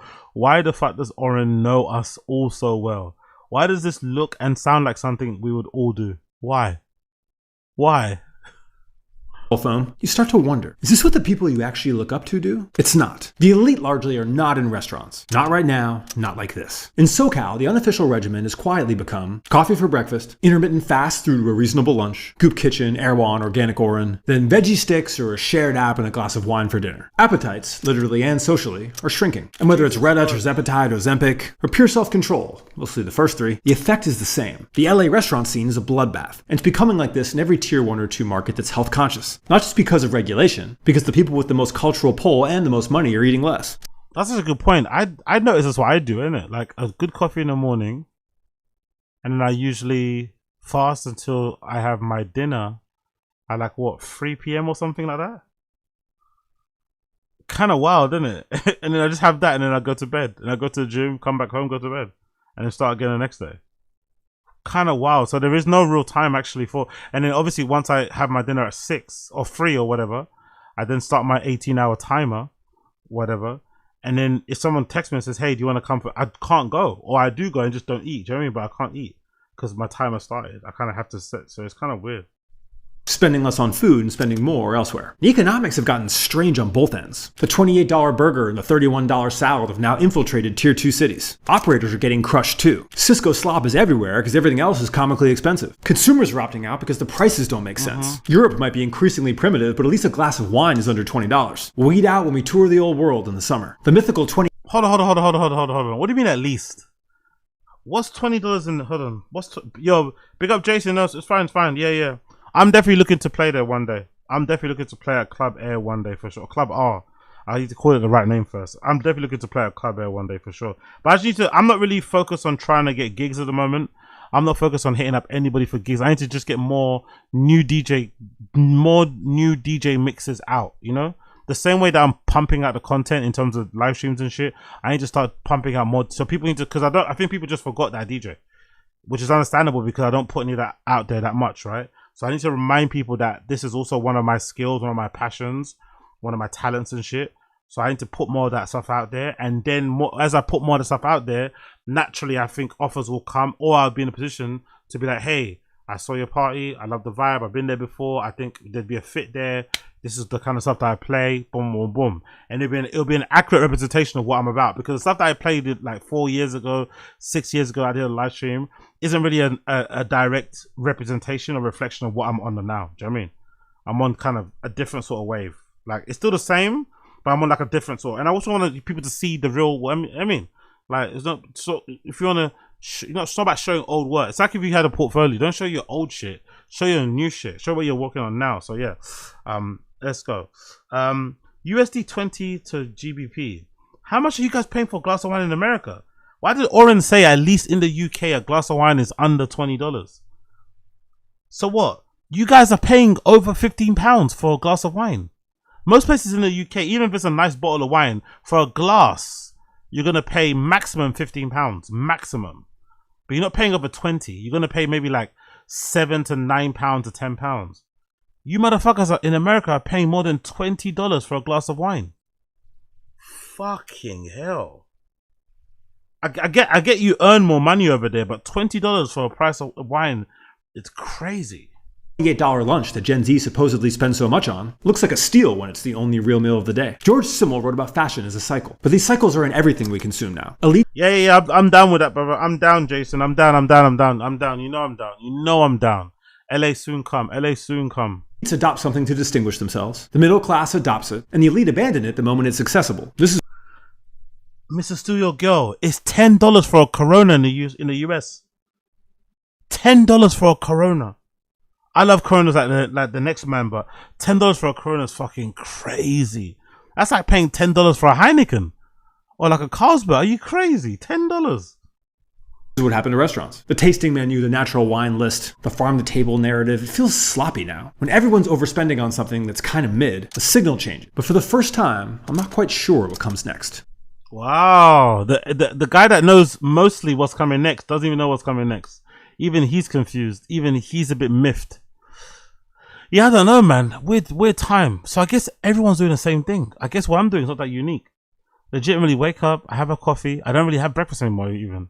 You know, maybe obviously my living circumstances don't really allow me. I don't know. So no, actually, I don't really. Actually, I'm in a different mood. I'm not even in like an egg, because I used to bang out the eggs. I don't even eat eggs as much in the morning anymore. I haven't actually bought eggs in a while. So I don't even eat eggs. I don't even have like a fry up in the morning that much. I had that one fry up I posted on my YouTube just to kind of fuck around.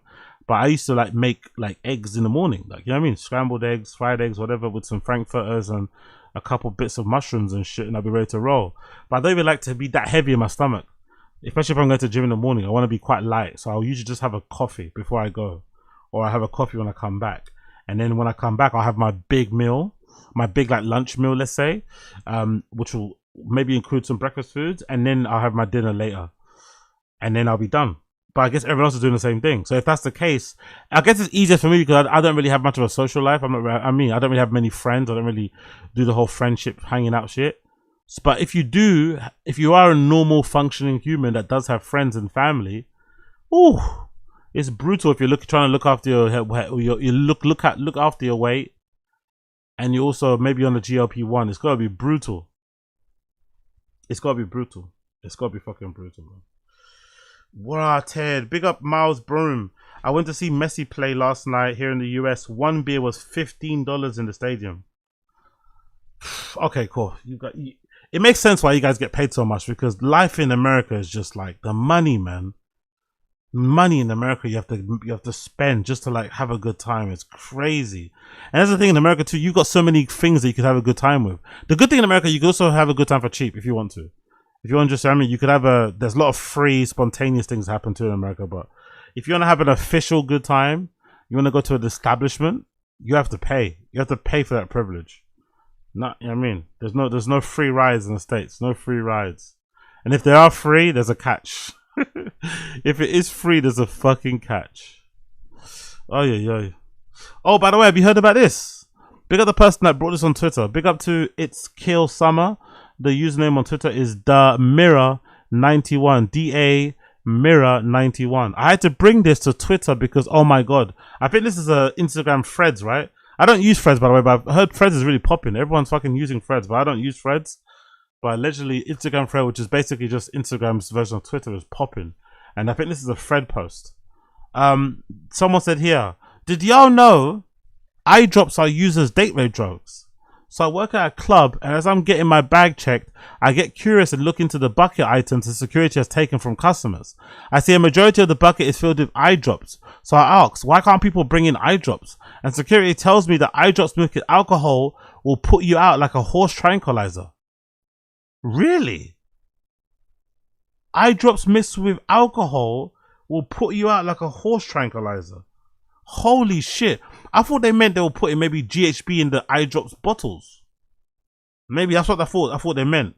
Because naturally, I think, right? Don't kill me on this one. But I think if you're taking GHB, you're meant to be taking GHB in small doses, right? You're meant to, that's why I remember this. The first time I ever saw someone taking GHB was in Berghain. In a toilet cubicle there with a group of gay guys who let me kind of keep them company, which was a great fucking privilege, one of the best privileges of my life actually. And I remember they were pouring the GHB into lids of Evian. So they had one bottle of Evian water that had the GHB in it, and they were pouring a little bit of GHB into the lid of the Evian bottle, not the 1 liter bottle, the regular one you just buy, the smaller one, right? So they were pouring it into that lid and they were passing it around and drinking it, right? Taking a sip. Obviously I didn't have any because I'm a big PUSSY. But I remember that's how much they were taking. So maybe with most eye drop bottles, it already comes with a little thing, right? A little measuring thing. So maybe what people do to be clever and to bring it in easier is that they put the GHB inside that eye drop bottle. And it already comes with a ready-made, installed kind of droplet thing that you can kind of adequately dose yourself with and not get too fucked up. That's why I wonder if that's what they do. I wonder.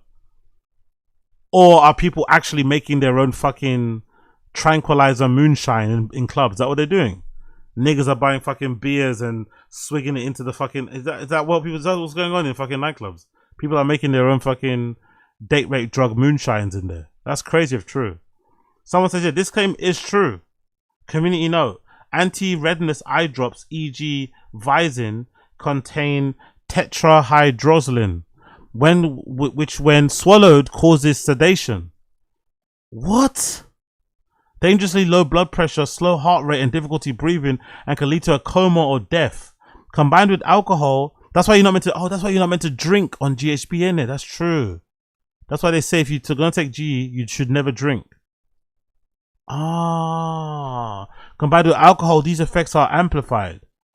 Tetrahydrozoline has been documented in multiple drug-facilitated sexual assault cases.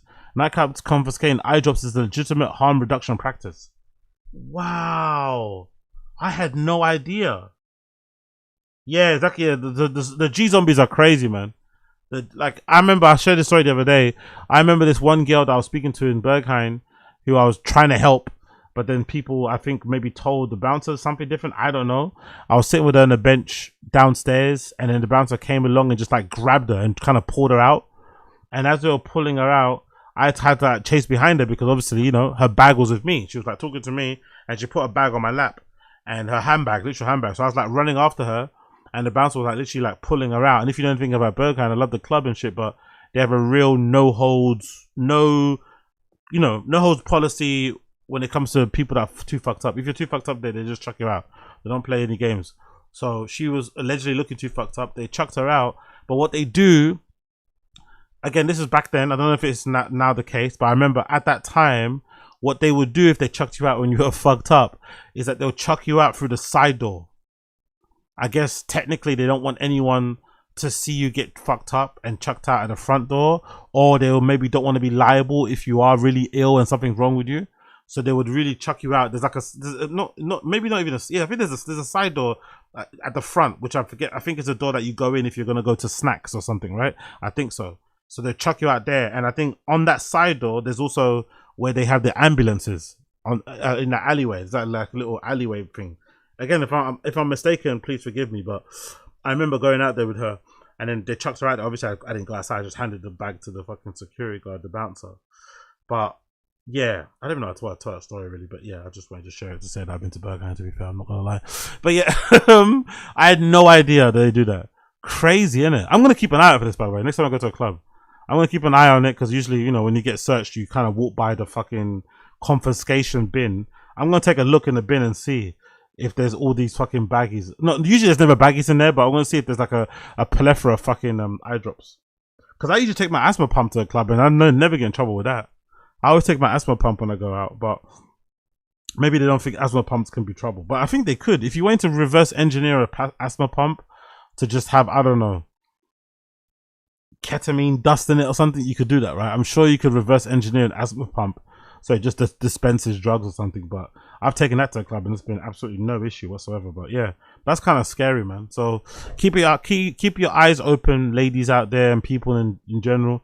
If you see some shifty person with a fucking eye drops medication or eye drops bottle in a club, obviously it's a problem, because they should get confiscated. And if they're acting a bit shifty around your drink, cover your drink or buy a new one or splash that all over their face. Whatever you can do with the above, that'd be greatly appreciated.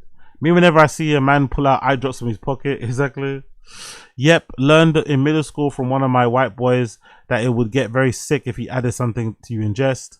This is terrifying. Never in my 34 years have I heard that eye drops being used as a date rape drug. People have to be finding this out on the dark web. Please say joking. I wish. You just told Twitter the exact combination needed. This is a horrible post, because the information will keep likely wrong. Shut up. The information's already out there, you stupid idiot. 3 different kinds of hoes running games while he's drinking brew. 4 drops of Visine, 90 night, down full. Wow. That's from Kingpin Skinny Pimp after 9 ABCs. So you take the eye drops from a guy because you know he planned to using them to rape somebody, but you still let him in. Exactly. Great point. Drops to take sexual assault using an over-counter osteolove solution containing tetracodazine, Visine. Jesus Christ. Visine you can literally buy in a shop. Could actually be just a date rape joke. It's actually crazy. What's wrong with the asthma pump? An asthma pump is crazy. What's wrong with the asthma pump? I have sports related asthma, mate. I need it. I used to have a brown one. Now I'm back to the blues, so I'm actually better. My lungs and my breathing and my daily fucking use of the neti paw and taking anti-allergy tablets literally every day. I can't imagine how much money I spend on fucking anti-allergy tablets, right?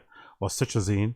I can't imagine how much money I spend on that. I think it's actually helped, because I was on a heavy duty asthma pump. I was on a heavy duty one. Now I'm on just a regular blue one you can get. Do you know what I mean? Hopefully I want to get down to the, I think the lowest level I think is grey or something, but I was on a brown one, the heavy duty ones and shit. So I'm lucky. I need that shit, man. This is why I always tell women to carry activated charcoal tablets. If you even think your drink has been tampered with, if it looks cloudy or residue floating on top, drink a couple of tablets so you can immediately counteract whatever someone slipped you. Eye drops when you put them in your eye drops when you swallow them. Jesus Christ. Now you got it to, yep. As a constant user of eye drops, dry eye, especially when I need them, using the anti-redness eye drops, my mouth be looking like I cause nope. Yes, I heard that this many years ago. Yeah, so yeah, it's a thing. It's actually a thing. It's actually a thing. Let's continue.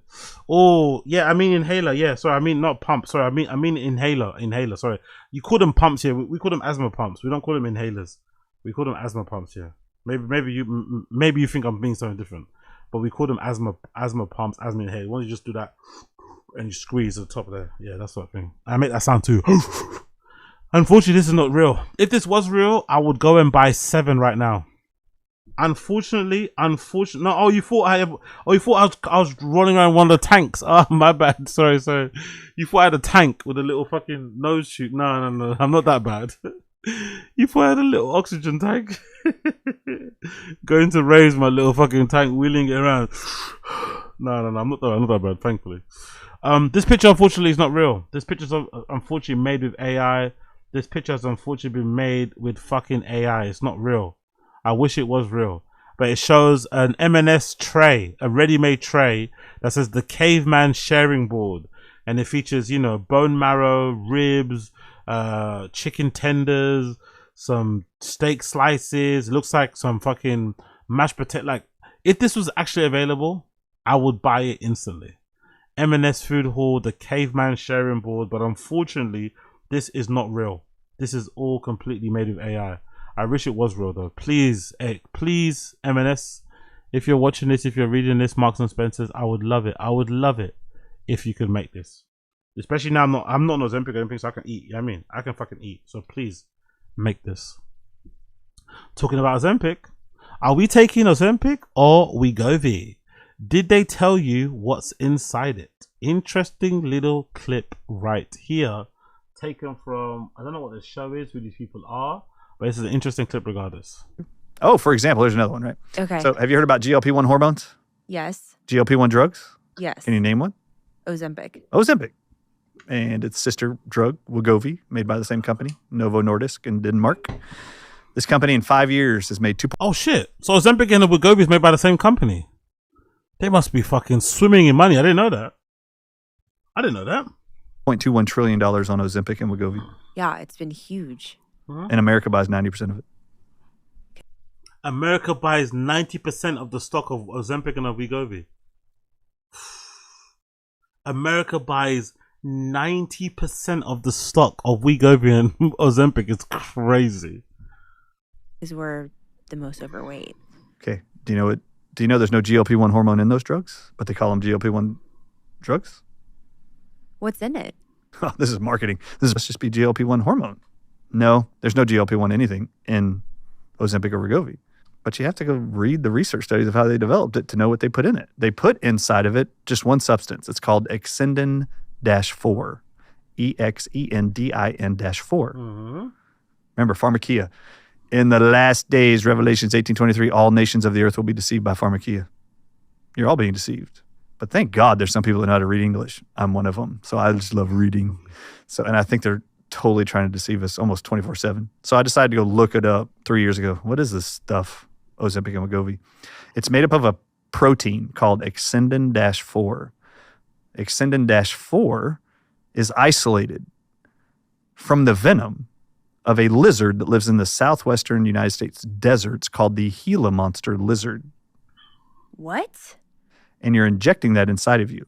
What? And they've been studying this venom protein since 1956. I have a medical textbook called Venoms from 1956 where they started trying to isolate venom proteins from the Gila monster lizard to see what it would do in the human body. And they found that it will paralyze the vagal nerve. It'll paralyze the stomach sphincter that empties food into your intestines that you're eating at lunch and breakfast. And you won't be hungry for hours because the food's just sitting there in your stomach because it's not going into your intestines to be broken down and turned into fecal matter and nutrients to absorb from your intestines into your bloodstream. So, Exendin-4 is a neurotoxic venom from a lizard, and you're all injecting inside of you, and this drug, Ozempic and Wegovy, is being promoted as a weight loss drug and a diabetes drug, and the FDA just approved Wegovy, which is the exact same substance, for heart disease for all Medicare-age patients, and it's covered by Medicare. All right, Exendin-4 is a venom protein, and they have found and published that when you inject that into a human being, it will circulate into your bloodstream, obviously, because they just injected it inside of there, or you did yourself. You self-inject Ozempic and Wegovy once a week for the rest of your life. It's a lifelong prescription, like a high blood pressure drug. So you're injecting all of you once a week Exendin-4 Gila monster venom protein into your body, and they know that venom protein will circulate through. Yeah, big up Don Dutta. It's great information, but he sounds like a bit of a prick in it. Big up Don Dutta. Great information, but he does sound like a bit of a prick. Throughout your arteries and your intestines, and it will touch what are called L cells. And when it touches L cells, which is what they're abbreviated, it releases GLP-1 hormone in the body of a human. Do you know what else this Exendin-4 is published to do? Did you know that Gila monster venom, published by the Smithsonian Institute last year, they were interviewed. They wanted to know how toxic is Gila monster venom. Not a joke. They actually said, it's published by CNN, that Gila monster venom is as toxic and deadly as a western diamondback rattlesnake's venom. And there are now millions of Americans injecting that venom inside of them every single day, being told it's a GLP-1 drug approved by the FDA. This is venom, people, and you're injecting it into your body. And Exendin-4, this venom protein of the Gila monster, is published by the FDA with a black box warning. Anybody injects themselves with this for 12 to 36 months, you are tripling your risk of developing thyroid cancer. Called medullary thyroid cancers, and there's multiple of them. But do you know what oncologists around the world are telling me as they've seen my presentations about what Ozempic really is? They all call me and come to my conferences, and they report to the audiences. We're not seeing thyroid cancers exploding in Ozempic users and Wegovy users. Those who are diagnosed with new cancer after starting Ozempic and Wegovy, we're seeing explosions of breast cancer diagnosis in all of these people within a year or two. That's what they're seeing. But this venom protein is published to cause nerve growth factor and epidermal growth factor, which are two oncology terms, cancer terms, for the growth of tumors in the brain and in your organs. Oh my gosh. It's also published that 1 in 5 will develop diabetic retinopathy, meaning your retina will detach and you'll be permanently blind for the rest of your life while on Ozempic or Wegovy. And did you see People magazine published 6 months ago an article titled, People on Ozempic are now reporting eye rotting disease? That's the title of their article in People magazine. Venom destroys human tissue. It is not a cure for anything, but any of you out there who are losing weight, congratulations. I'd like to ask you, do you really believe you're overweight and you're diabetic and you have heart disease because you're Gila monster venom deficient? And if not, why are you injecting inside of you every day? Who knows what this guy's saying, if it's true or not. It seems like a bit of a fearmonger in my opinion. Seems like a little bit of a know-it-all. He could be saying some truth, but unfortunately the reality of it is it. The reality of it is this.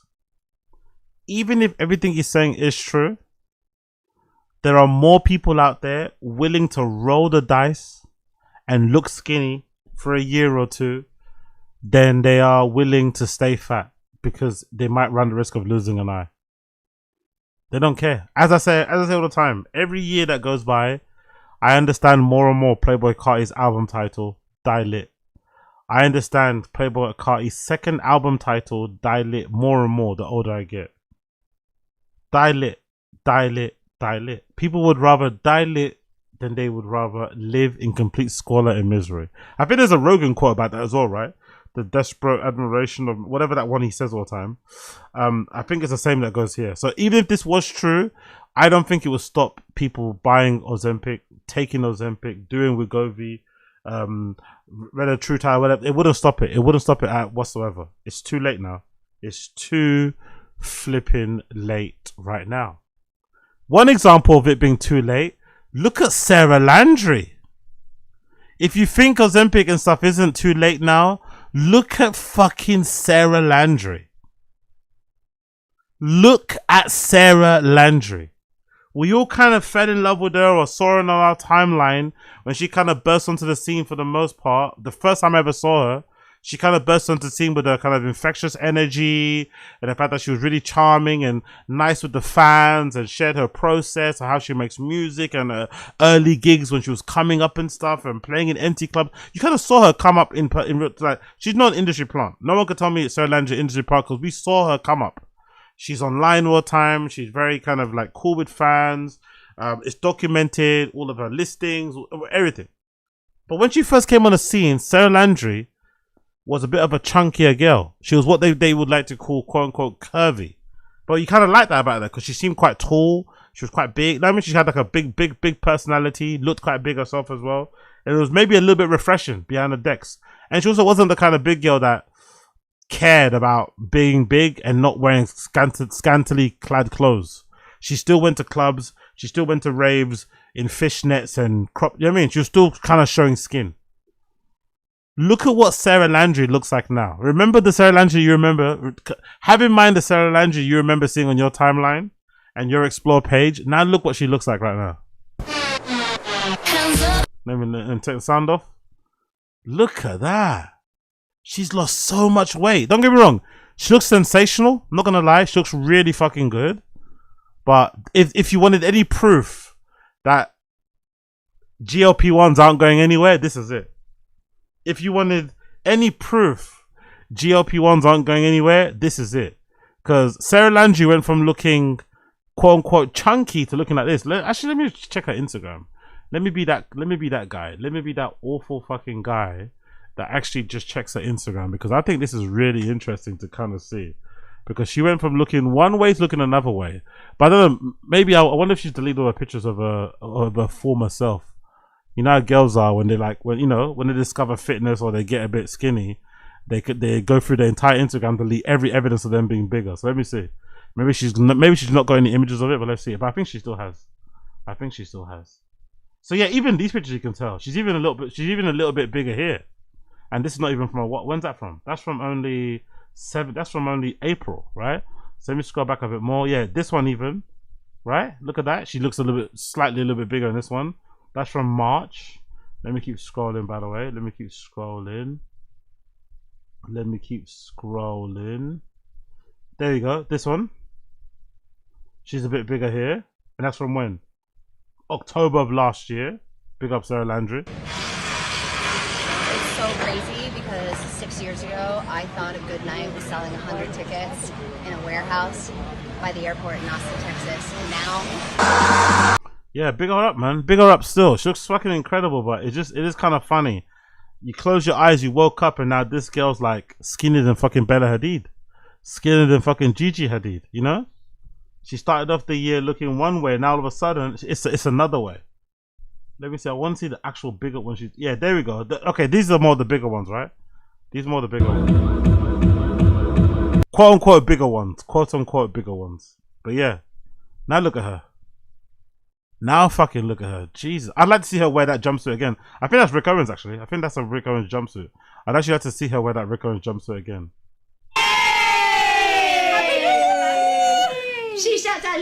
Or no? Am I being a Jamaican man that likes fat white women when I say she looks better here?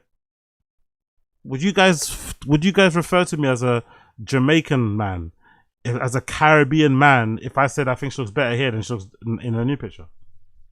I legitimately think she looks better there than she does here, personally. I think she looks way better here. Not even close. All right, one more time. 3, 2, 1. Yeah, it's not like she's an ugly woman. I mean, she's not an ugly lady, that's for sure. So what do we want to make? Do we want to do something techno? Do we want to do something more mainstream? What are we feeling? Techno. Yeah. But yeah, big up GLP-1s, man. Big up GLP-1s. Big up GLP-1s. I'm Clara Cuvée. And we are here Rotted. That's a good one. Look how different she looks here. Hi. Oh, her name is Clara Cuvée. She pronounced it. I think it's Clara Cuve. I had no idea her name is pronounced Clara Cuvée. I thought it was Clara Cuve. My bad. It's Clara Cuvée. Okay, fuck you know. I'm Sarah Landry. I'm Clara Cuvée. And we are here with Sonas in Sirce Beach, and we're trying to do some hot girl shit. I don't know what we're gonna get to do. Yeah, man. Wow. Big difference, isn't it? She's lost like half her body weight, I think, isn't it? Don't get me wrong, she looks good, attractive level wise. She still looks, you know what I mean? I don't think there's a lot of men, women, they, dems in between that are gonna kick her out of their bed, right? There's not a lot of people who's gonna be kicking her out of their bed, but I think she looks definitely way better here. She looks way better, a little bit chunkier. So that's a really strange thing about Ozempic. Like, although those drugs are coming around and help people, some people have maybe discovered that maybe they just need to lose 10 pounds, 20 pounds. They didn't really need to be skinny, you know? Some people think they need to be skinny, because that's what she is. Now Sarah Landry is legit skinny. Some people don't need to be skinny, they just need to lose 10, 20 pounds. That's it. Some people don't need to be skinny, they just need to lose 10, 20 pounds. But, you know, everyone's got their way of doing things. Oh, but We could get some tequila first. Go on a jet boat. ski. Go on a jet ski. You think they'll let us get on the yacht if we swim over? Yeah. We're gonna see what happens. Come with us. It's gonna be good. I want to do the jet ski. Oh my god, this looks amazing. Oh yeah. Hello. How are you? Good, babe. How are you? I like your outfit. DC Vegas watching you. I was Vibing? like, this bitch is fucking hot. She's killing it. So cool. Good fan interaction there. I'll get rid of that song before it doesn't get... Damn. God damn, Sarah Landry. She probably lost some nyash as well, innit? The nyash is probably gone as well. That's the only sad thing as well, I think. I think I read somewhere like that, right? Allegedly, that's what people are noticing. It's called Ozempic bum. You just basically lose your bum. Which makes sense if it's rapid weight loss in it. But I think I read people saying that you get Ozempic bum, which is basically you have no bum.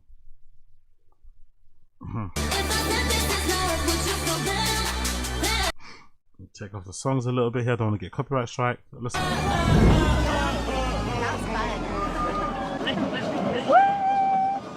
I went to the wrong one. Have you done this before? Never. No. With the speedboat, the media guys on the boat, and you go on the sofa. Fair play. Fair fucking play. Big up Sarah Landry though. Big up Sarah Landry. As long as she's happy, that's the main thing. As long as Sarah Landry is happy, that is the main thing, isn't it? As long as she's happy, that's what really matters. As long as the lady's happy, that's all that matters. As long as she's happy, that's all that freaking matters. Yo, big up the New York Knicks. So I don't know much about basketball. Don't get me wrong, I don't know much about basketball, but I know the New York Knicks are playing the Spurs in the NBA Championship Finals, and they were up really a lot, and now they're not. I think the Spurs won one game, so now it's looking like, you know, the Knicks might do what they usually do and just like shit their bed and not win like they haven't done in many years. But I have been seeing and loving some of the content that's been coming out of New York, and just in general, New York looks like a really fun place to be. It might be the best city in the world right now in terms of vibes. Everything seems to be popping up over there. From all the little scenes like the Dime Square shit, the skateboarding stuff is popping up there, the streetwear stuff is popping up there, the men's stuff is popping up there, and obviously some of the sports stuff is popping up there as well, and the tech kind of scene, adjacent scenes popping up there. But I really love this little clip that went viral of this guy who's a Knicks fan who made this incredible statement that went viral, and now he's doing a Kalashi sports ad read. Big up him. I'm sure you've seen him. My mayor's Muslim, my bagel's Jewish, my Christian Dior. I'm sure you've seen him before. An amazing fucking clip. And I'm also gonna play some clips of New York Knicks fans beating up Spurs fans because they lost a game. Absolutely crazy, man. Like, you can't be doing that. It's sports at the end of the day, man. You can't be beating up rival fans because they won. You know what I mean? You don't do that. You take it on the chin. You win with grace, you lose with grace. But big up this kid, man. Absolutely sensational work. Absolutely sensational work. My mayor Muslim, my bagel's Jewish, my Christian I woke up the next morning and all my friends are sending it to me, and I'm just like, holy crap. I'm a Knicks fan from New York City. On Wednesday night, after that final buzzer rang, I ran out into MSG and I knew it was time to celebrate. There's people bringing Brunson paintings. Is that true? Big up, is that true? It's crazy here, to be honest. You wouldn't even know the World Cup is happening. Honestly, man, it's such a weird country, America, isn't it? It doesn't even feel like most of you even care about the World Cup. There's an entire World Cup happening in a country that starts tomorrow. Do you guys know that? The first game of the World Cup is tomorrow at 11, or not 11, no 11 p.m. But it's the first game is tomorrow. Mexico versus South Africa. The first game in the World Cup is tomorrow, and I bet you motherfuckers over there don't give a single fuck. It's all fucking Knicks and Spurs. Knicks and Spurs all summer long. Nothing else matters. Big up Katin, sneaker caught red-handed, inciting more violence against Spurs fans. Mr. Do a girl, Knicks up 2-1 in. Yeah, that's the one. Yeah, way, but yeah, cool. Out into the streets, there's people dancing, and I see Kalshi's iconic green mic. No, I grew up in Jamaica, Queens, which is a... Kalshi's iconic green mic. Come on, man. They made him say that, innit? That's disgusting. Come on. They're so Kalshi's iconic green mic. Iconic. Let's relax. Melting pot of culture, and I really wanted to bring people together with what I was saying. That's and so sweet. That's what came to my head. It really feels surreal to see my words connecting to people, and it's so awesome to bring unity into one of the most diverse cities in the world. That's the thing as well, especially now with all the anti-Semitism going around. What he said about the Jewish bagels also, I was like, you know what, that's really nice, man. That's really fucking nice to hear, you know, because unfortunately, you know, especially Hasidic Jews are getting a bad rap for what's going over there in Palestine with Israel and shit. Do you know what I mean? A lot of those guys don't really give a shit for the most part, or whatever their thoughts are. But yeah, it's nice that he included that little line. And I think this guy, what is he, Indian, Bengali, Pakistani as well? So it just goes to show how much of a melting pot it is, right? He's shouting out all those different cultures. He himself is Indian, Pakistani, but he's he's a New Yorker. Like, he's left New York to the core. So yeah, I fucking love it. I fucking love it. I have a surprise for you from Kalshi Sports. No way. Is that what I think it is? What is it? My mayor Muslim. That's pretty sick. That's a pretty sick gift. That's a pretty sick gift. They got him a Christian Dior scarf. That is pretty fucking cool. Oh. Bagels Jewish, my Christian Dior. That's pretty cool, man. Yo, R.I.P. Pop Smoke, man. R.I.P. Pop Smoke, man. Honestly, that's one of the most tragic. I think Pop Smoke and obviously, yeah, Pop Smoke, Juice WRLD, and obviously XXXTentacion. Those are probably three of the greatest tragedies ever in music. I think in the modern history. Losing Pop Smoke at that age, losing Juice WRLD at that age, losing XXXTentacion at that age is such a tragedy for music. They would have gone on to make some great stuff. And just imagine what Pop Smoke would have done during these fucking championships in New York. And just during this renaissance in New York too. Right? During this renaissance in New York too, just imagine what Pop Smoke would have been doing for that city. Oh, tragedy, man. R.I.P. to them, man. R.I.P. to them. R.I.P. to fucking them. But yeah, New York is lit, man. New York is fucking lit. I need to be out there again. I went to New York many years ago when it wasn't as lit. It was good, but I feel like New York now is super, super duper lit, man. I need to get out there because I feel like the vibes in New York are just unmatched in all the different scenes. Everything's fucking popping off, man. I need to get out there. But I don't like this. I'm not gonna lie. I don't like this. This I don't like. This I'm not a big fan of. This I'm not a big fan of. Knicks fan left bloodied. Knicks left a Spurs fan bloodied after game 3. Yo, take the jersey. Take your jersey off, you know. Oh, take it off. Oh my God. Take it off. Leave it alone. Go. Oh my God. Yo, take the jersey off. Take it off. Oh my God. Take it off. Leave it alone. Go. Oh my God. Oh, nice to see. Big up on this. I like that, by the way. I've seen tourists out and about, but numbers are small compared to locals out and about rocking Knicks gear. That's really cool. Really cool. Especially because the Knicks have sucked for so long, I've read, right? Your Knicks have been pretty rubbish. So the fact that they're doing what they're doing now in the championship, even though, you know, they're making it hard for themselves now by letting the Spurs get one game back, it's a good thing for the city. And maybe the country overall. Distracts from all the politics. Knicks fans assaulting anyone wearing a Spurs jersey. I think this might be the same guy at the start, though. Spurs jersey. Oh shit, they on him. Oh shit, get on his ass. Fuck the Spurs. Fuck the Tottenham. Fuck me Army. Fuck me Army, nigga.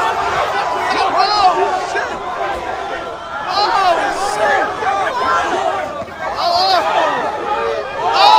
What are you hopping at, nigga?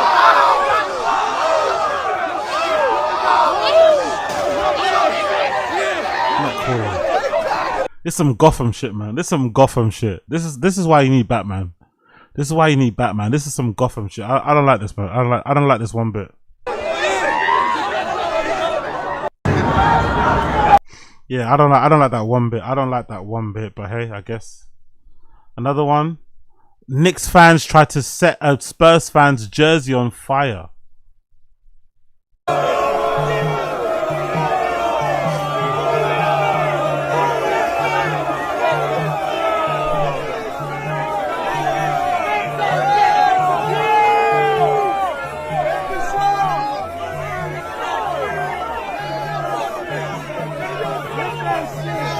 You guys are doing too much, man. You guys are doing too fucking much, man. You should be nice. You should wear your jersey without any fucking threat to your life or people trying to rip it off your body. That's stupid, man. Come on, that's too much. Doing too much. Doing way too much. Another one. Knicks fans are attacking any Spurs fan they see after game 3 loss. Take it off. I'm gonna get one of y'all.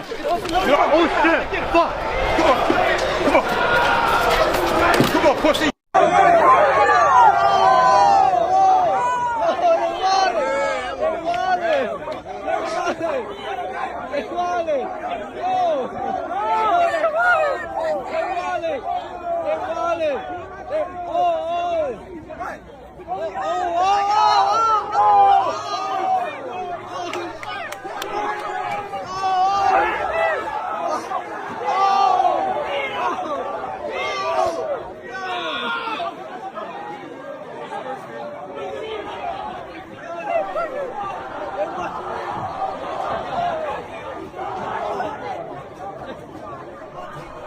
Is this the video that what Sneaker did? Is this the one? This is the one, right?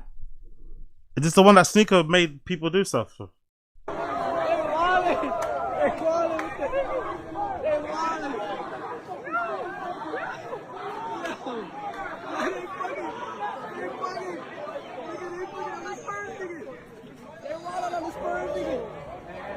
don't know the Spurs nigga.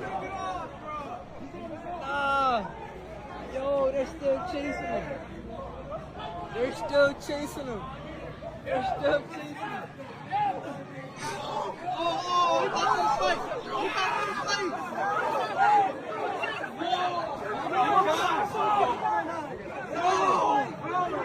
He got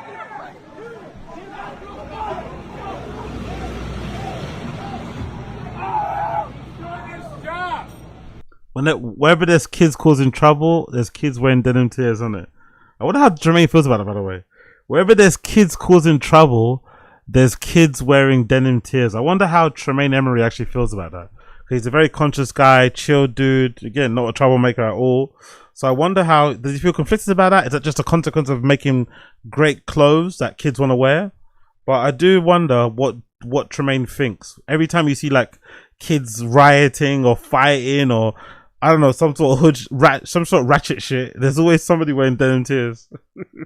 There's always somebody wearing a cotton reef hoodie, a cotton reef jeans, jean jacket, something cotton reef.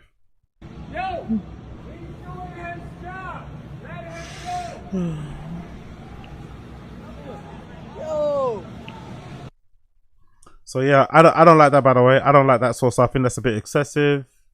More shit here. Who's this? Spurs fans assaulted by a rabid mob of New York Knicks fans. Police is nowhere to be found. Gotham shit in New York, man. Gotham shit. Yo, back up.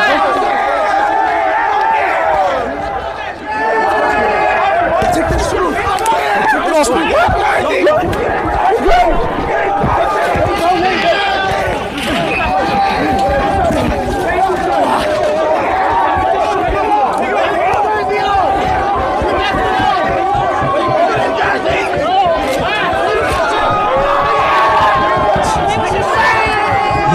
Hear the sound of them ripping the jersey off his body. Do you hear the sound of them ripping the jersey off his body while he's trying to keep it on?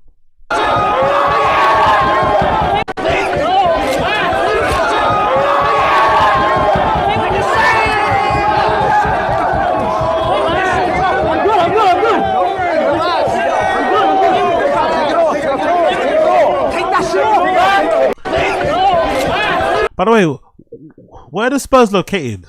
What team is the Spurs? What area in America are the Spurs? So, because where are the Spurs fans? Why aren't the Spurs fans? I know it's in New York and it's New York Knicks, but why aren't the Spurs fans back in the booth?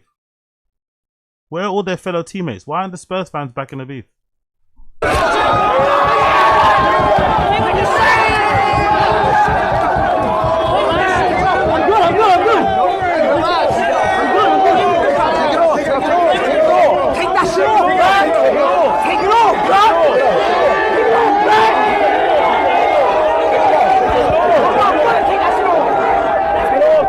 Oh, Texas. Is that why? Okay, is it Texas? Okay, Texas. Okay, fucking hell. They should be back in the beef, man. By the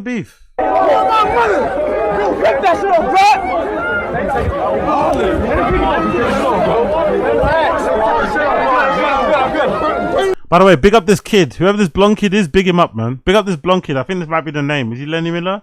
I don't know who this blonde kid is, but big him up though, because he got his boy. Big up this blonde kid for getting his boy. Big up this blonde kid, this streamer, for going to go. His boy was getting jumped and trying to protect him, and he got his boy and you know what I mean, and pulled him out of the fucking melee. Good friend, man. Big him up. Good. That's a good friend. He didn't leave him to get rushed by the mob. That's a good friend. He went back and got his friend. That's a really good friend.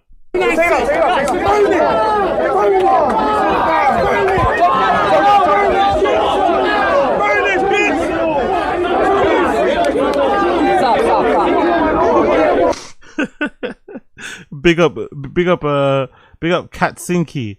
Big up Katsinki in the street chat. We got guns in Texas. This shit doesn't happen. And guns, yeah, fair play.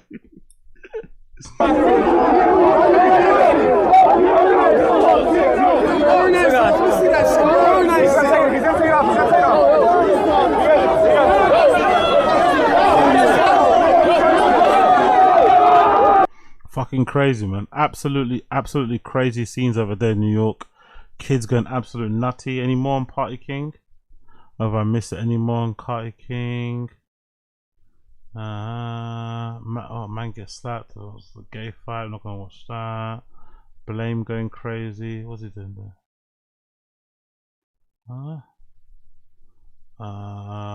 Yep, is that it, right? Spurs fan, is that what? Spurs fan mob survivor gives post-assault interview. Post-assault interview is crazy, by the way. Post-assault interview. Let's say this. Post-assault. I cannot believe he got it on still, bro. Yo, I couldn't see anything, bro. Like straight, like a whole minute, I couldn't see anything, bro. My jersey over my head, getting scratched, getting kicked and shit, bro. It's all good though. We straight. We still alive, chat. Hold the mic. Stay close. Hold the mic. We still alive. Yo, chat. Is Canel good, chat? No, they still got jumped. The crowd off, yo. They actually love him being jumped, you know. They love the experience of being jumped. These kids nowadays are wired differently. They actually enjoy the feeling of getting jumped. It makes them feel something. Maybe it's good for the stream. It's good for the subs. It's good for the donation. I don't know.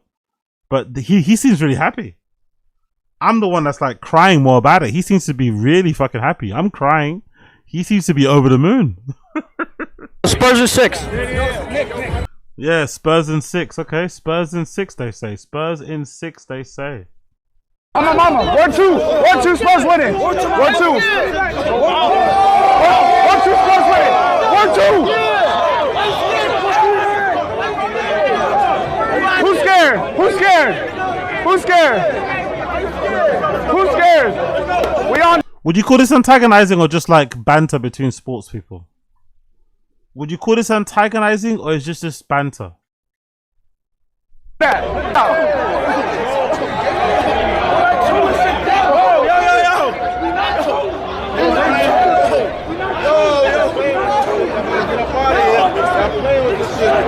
Stop playing with this shit, bro. We're not playing. We're not playing. We're not playing. Stop playing with this shit. We're not playing. We're not playing. We're not playing. Forget it. Just keep on.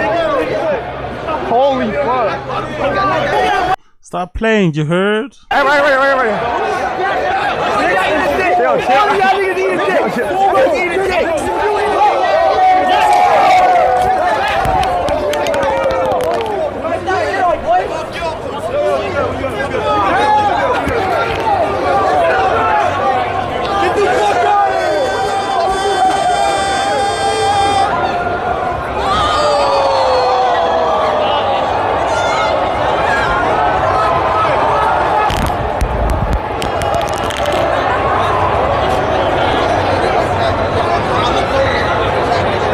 Not gonna lie, this looks fun as shit. Not gonna lie, this looks fun. The city's on fire, man.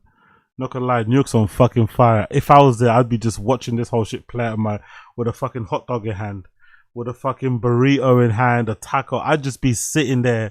I'd be walking along this whole thing, smoking a joint, just watching this whole play out. It must be so fun. It must be so fucking fun, mate. The city is on fire, mate. Big up New York. The city's lit as fuck. It seems so fucking fun. I'd be out there just chilling, enjoying the fucking nonsense. Enjoying all the nonsense. Another one. No Spurs fans were safe after the Knicks lost in NYC. I think this guy defended himself a bit better, I think. He did well this one.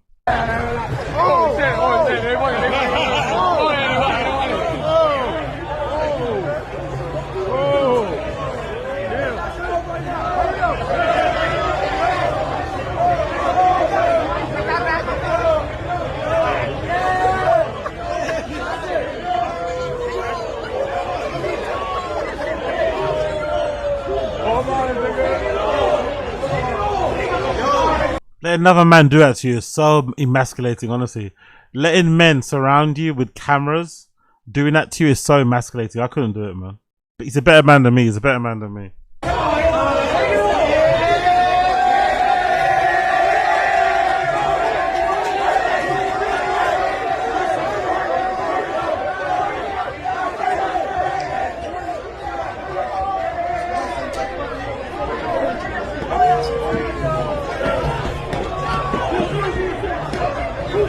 Now they're stamping the jersey on the floor. They're stomping on it, sorry. They ripped it off of his body, or he reluctantly let them take it off his body, and now they've thrown it on the floor and they're stamping on it.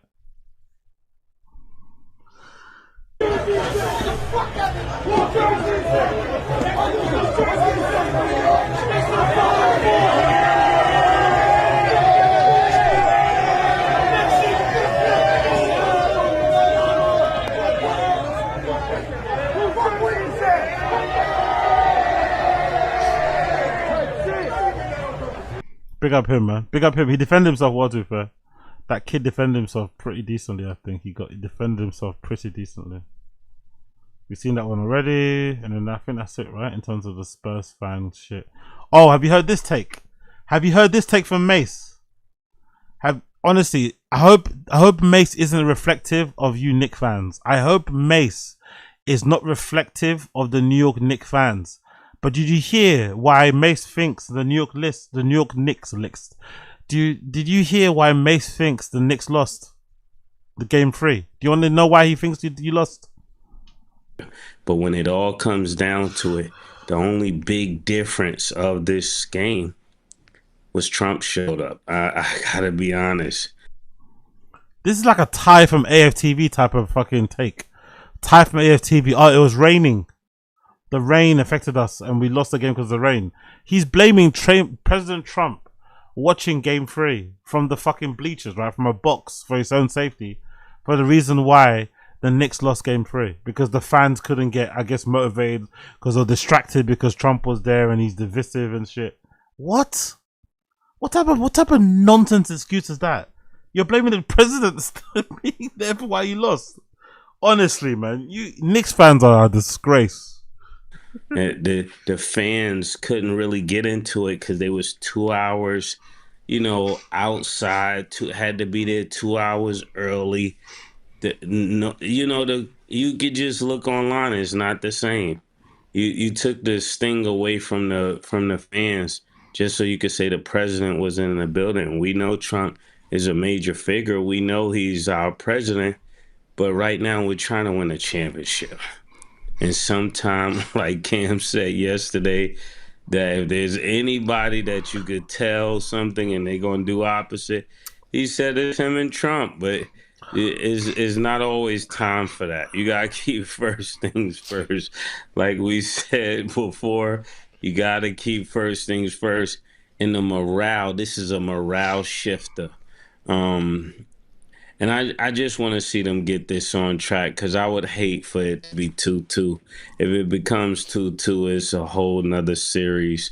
Right now, it's a series again, right? So I don't want to go too far, but this was a great game. This was a great game for many reasons. You got people that showed up on the Knicks. You even had Claxton showing up. So this was a game for the ages. This was a game for the ages. I can't believe that's an excuse. I can't believe as a sports fan you sit there and say the president watching the game was why we lost the game. Terrible excuse. Terrible excuse, and makes sense, isn't it? Knicks are used to losing. They haven't won championship in many, many years. This is like loser team, loser fan mentality. Blaming the fucking someone watching the game in the stands for the reason why you didn't win. What next? Blaming the officials. It's just as bad as blaming the officials. It's just as bad as blaming the officials. Big up Mace though, big up Mace. Legendary rapper, great co-host on It Is What It Is. Love his friendship with Cameron and had it reunited over the years. But when it comes to sports, it seems like he's talking out of his ass. When it comes to sports, it seems like he's talking out of his bloody ass. Oh, and just to end the New York loving, have you guys seen this? To end the New York loving, have you guys seen this? I think this is because of the World Cup. I'm pretty sure this is because of the World Cup. Mayor Zohran Kwame Mamdani, as likes to be referred to, put out this video. Welcome to the greatest city on earth. Here are some tips and tricks for how to get around and make the most of your time here. Legit, New York seems like so much fun right now. Honestly, Mamdani's New York seems like such a vibe. It seems like such a fucking vibe. Wow, wow, wow.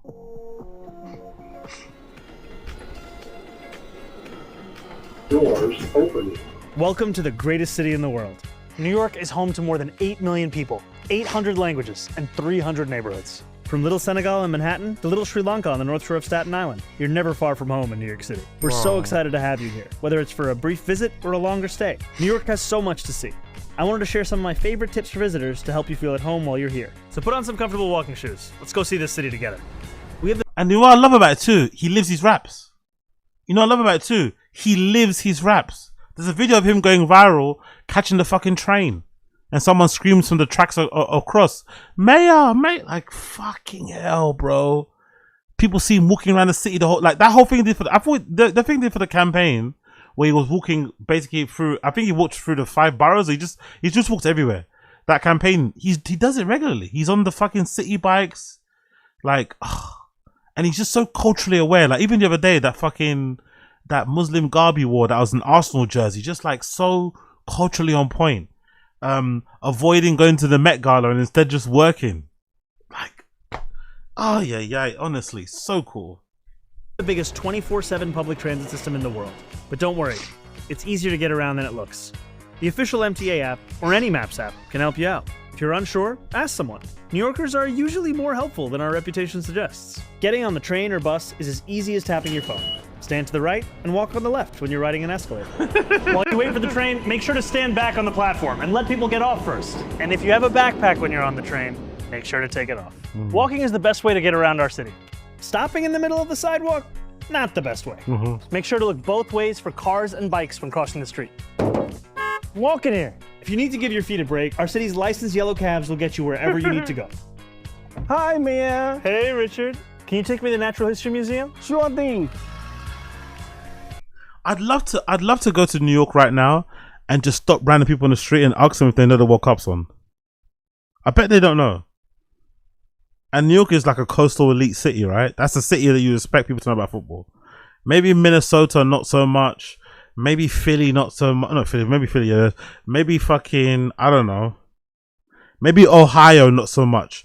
But I wonder if I went to New York for a week and I stopped people at 9 a.m., 12 p.m. and 6 p.m. during the day.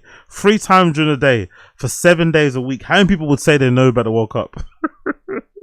I bet they have no fucking idea. It's just like they just live in a completely different world. Like, you know what I mean? It's all encompassing. I fucking love it. They have absolutely no idea about the World Cup. New York has some of the best museums in the world.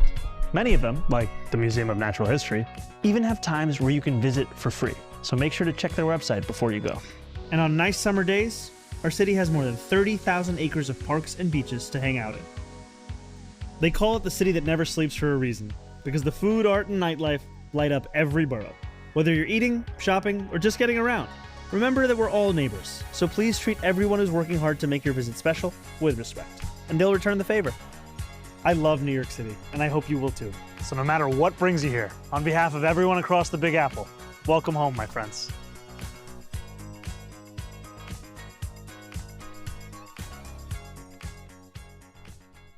Honestly, so fucking cool. So fucking cool. So fucking cool.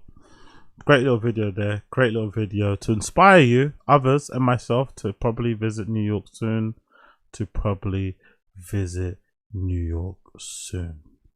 Alright, cool. Let's get into some nuisance streamers, then we're going to get into some Marlon. Have you guys heard about this guy called Oblivion? Have you guys heard about this streamer called Oblivion? I think he's Mexican. I'm pretty sure he looks Mexican to me. And he's been doing a lot of streams with Ryan Garcia and a few other, I guess, Mexican, content creators and shit. He's quite big on Kick. He's in Japan currently now with Ryan Garcia doing a stream together. And they had a bit of a weird interaction when they went to a Japanese bodega, looks like, type of shop, a 7-Eleven, let's say. And the owner wasn't too happy about them recording. And it turned into a bit of an issue. And eventually, I think they got questioned by the police. I think they eventually didn't get arrested or anything. I think they got let off with a warning. But it seems like Japan aren't playing with these fucking streamers. Because I don't think what he did was that bad. It wasn't as bad as what Johnny Somali did. I think he just recorded in a shop without asking permission. I think he just meant to ask before. But he was just, he had his cameraman on him. And he just walked in and the cameraman followed. And I think you're not meant to do that. You're meant to maybe ask first and they can say yes or no. But it's not as bad as Johnny Somali. But it seems like the Japanese people, the Japanese folks over there are not playing games anymore. They're not letting streamers just come in and cause a ruckus. So they're on it. So if they're on it, I hope the nuisance streamers realize it and don't ruin Japan, because Japan is still one of my dream locations to go and visit one day. And hopefully they don't ruin it. Hopefully they don't ruin it for us foreigners. And they get to the point where they start changing the laws and the rules to prevent us from going there all in. Do you know what I mean? But this is a pretty interesting clip regardless of this Oblivion kid getting into trouble whilst trying to go into a convenience store or whatever in Japan, in Tokyo to be specific. After day 2, chat. After day 2. Oh. Oh, hey, chill. Okay,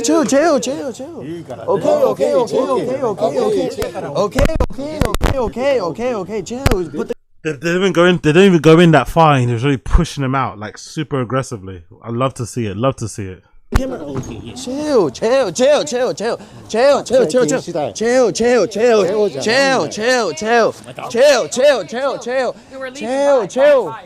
We're leaving. Bye.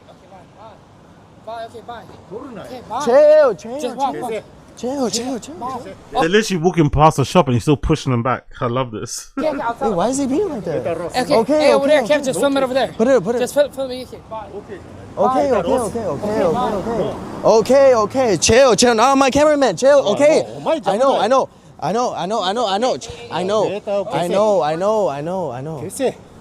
Okay. 데이터 캐세. Okay. No. Okay, calm. No, don't touch him, bro. It's expensive. Oh, wow, the guy on the right has got a really nice jacket on. It's expensive. Okay, we're leaving. Okay. We're leaving. What the fuck? We're leaving. Let's go. No. Nowhere. No. On the camera. Why does he want to attack the cameraman so badly? He's really pissed off. This shopkeeper, man. He's not having it. He's really pissed off. Man, relax. We're leaving. Why is he still pressing up on us? We didn't even know. How do you say we are leaving in Let's go. Oh my gosh. Chill. Like. No. Hey, right here. Hold it. No. He's calling the police. You're not gonna touch my cameraman. Chill. Let's walk. We're here. Don't touch me. Don't touch I'm not touching you. This way, Kev, this way. Let's go, Kev. Leave. Kev. No. What are you doing, bro? What is he doing, chat? Pre-jail? Chat. The whole government came here, bro. Like, chat, it was Ryan Garcia. We're Ryan Garcia with the mayor, bro, and this guy's tripping. Okay, let's go that way. Let's go back to the right. Let's go. This way, Kev, keep walking. We're not doing nothing wrong. Kev, come. Kev, go. Kev, go. Kev, go. Kev, right here now. Kev, stop being pussy. So the cameraman's being super pussy, but he's doing well. The cameraman's being slightly pussy, but he's doing well. He's getting the best angles. Yo, bro, like, what is he doing, bro? Kev. Let's go this way. Bro, this is expensive. Stop. Bro, like. Camera alone, leave it. Yeah. Bye. No. Look how far he's gone. The cameraman's gone like 10 minutes away from the shop. He's literally left his shop unattended. Big up the shopkeeper. He's literally left his shop to get rid of these streamers. He hates them so much. He's literally he's gonna follow them all the way to the airport. I think he's gonna follow them all the way to the airport. He's like, fuck you forever.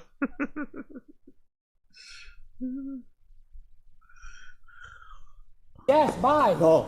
Bye. Chill. What is he on, bro? Bro, this shit, yo. Chill. No, chill. Okay, right here. Chill. Hey.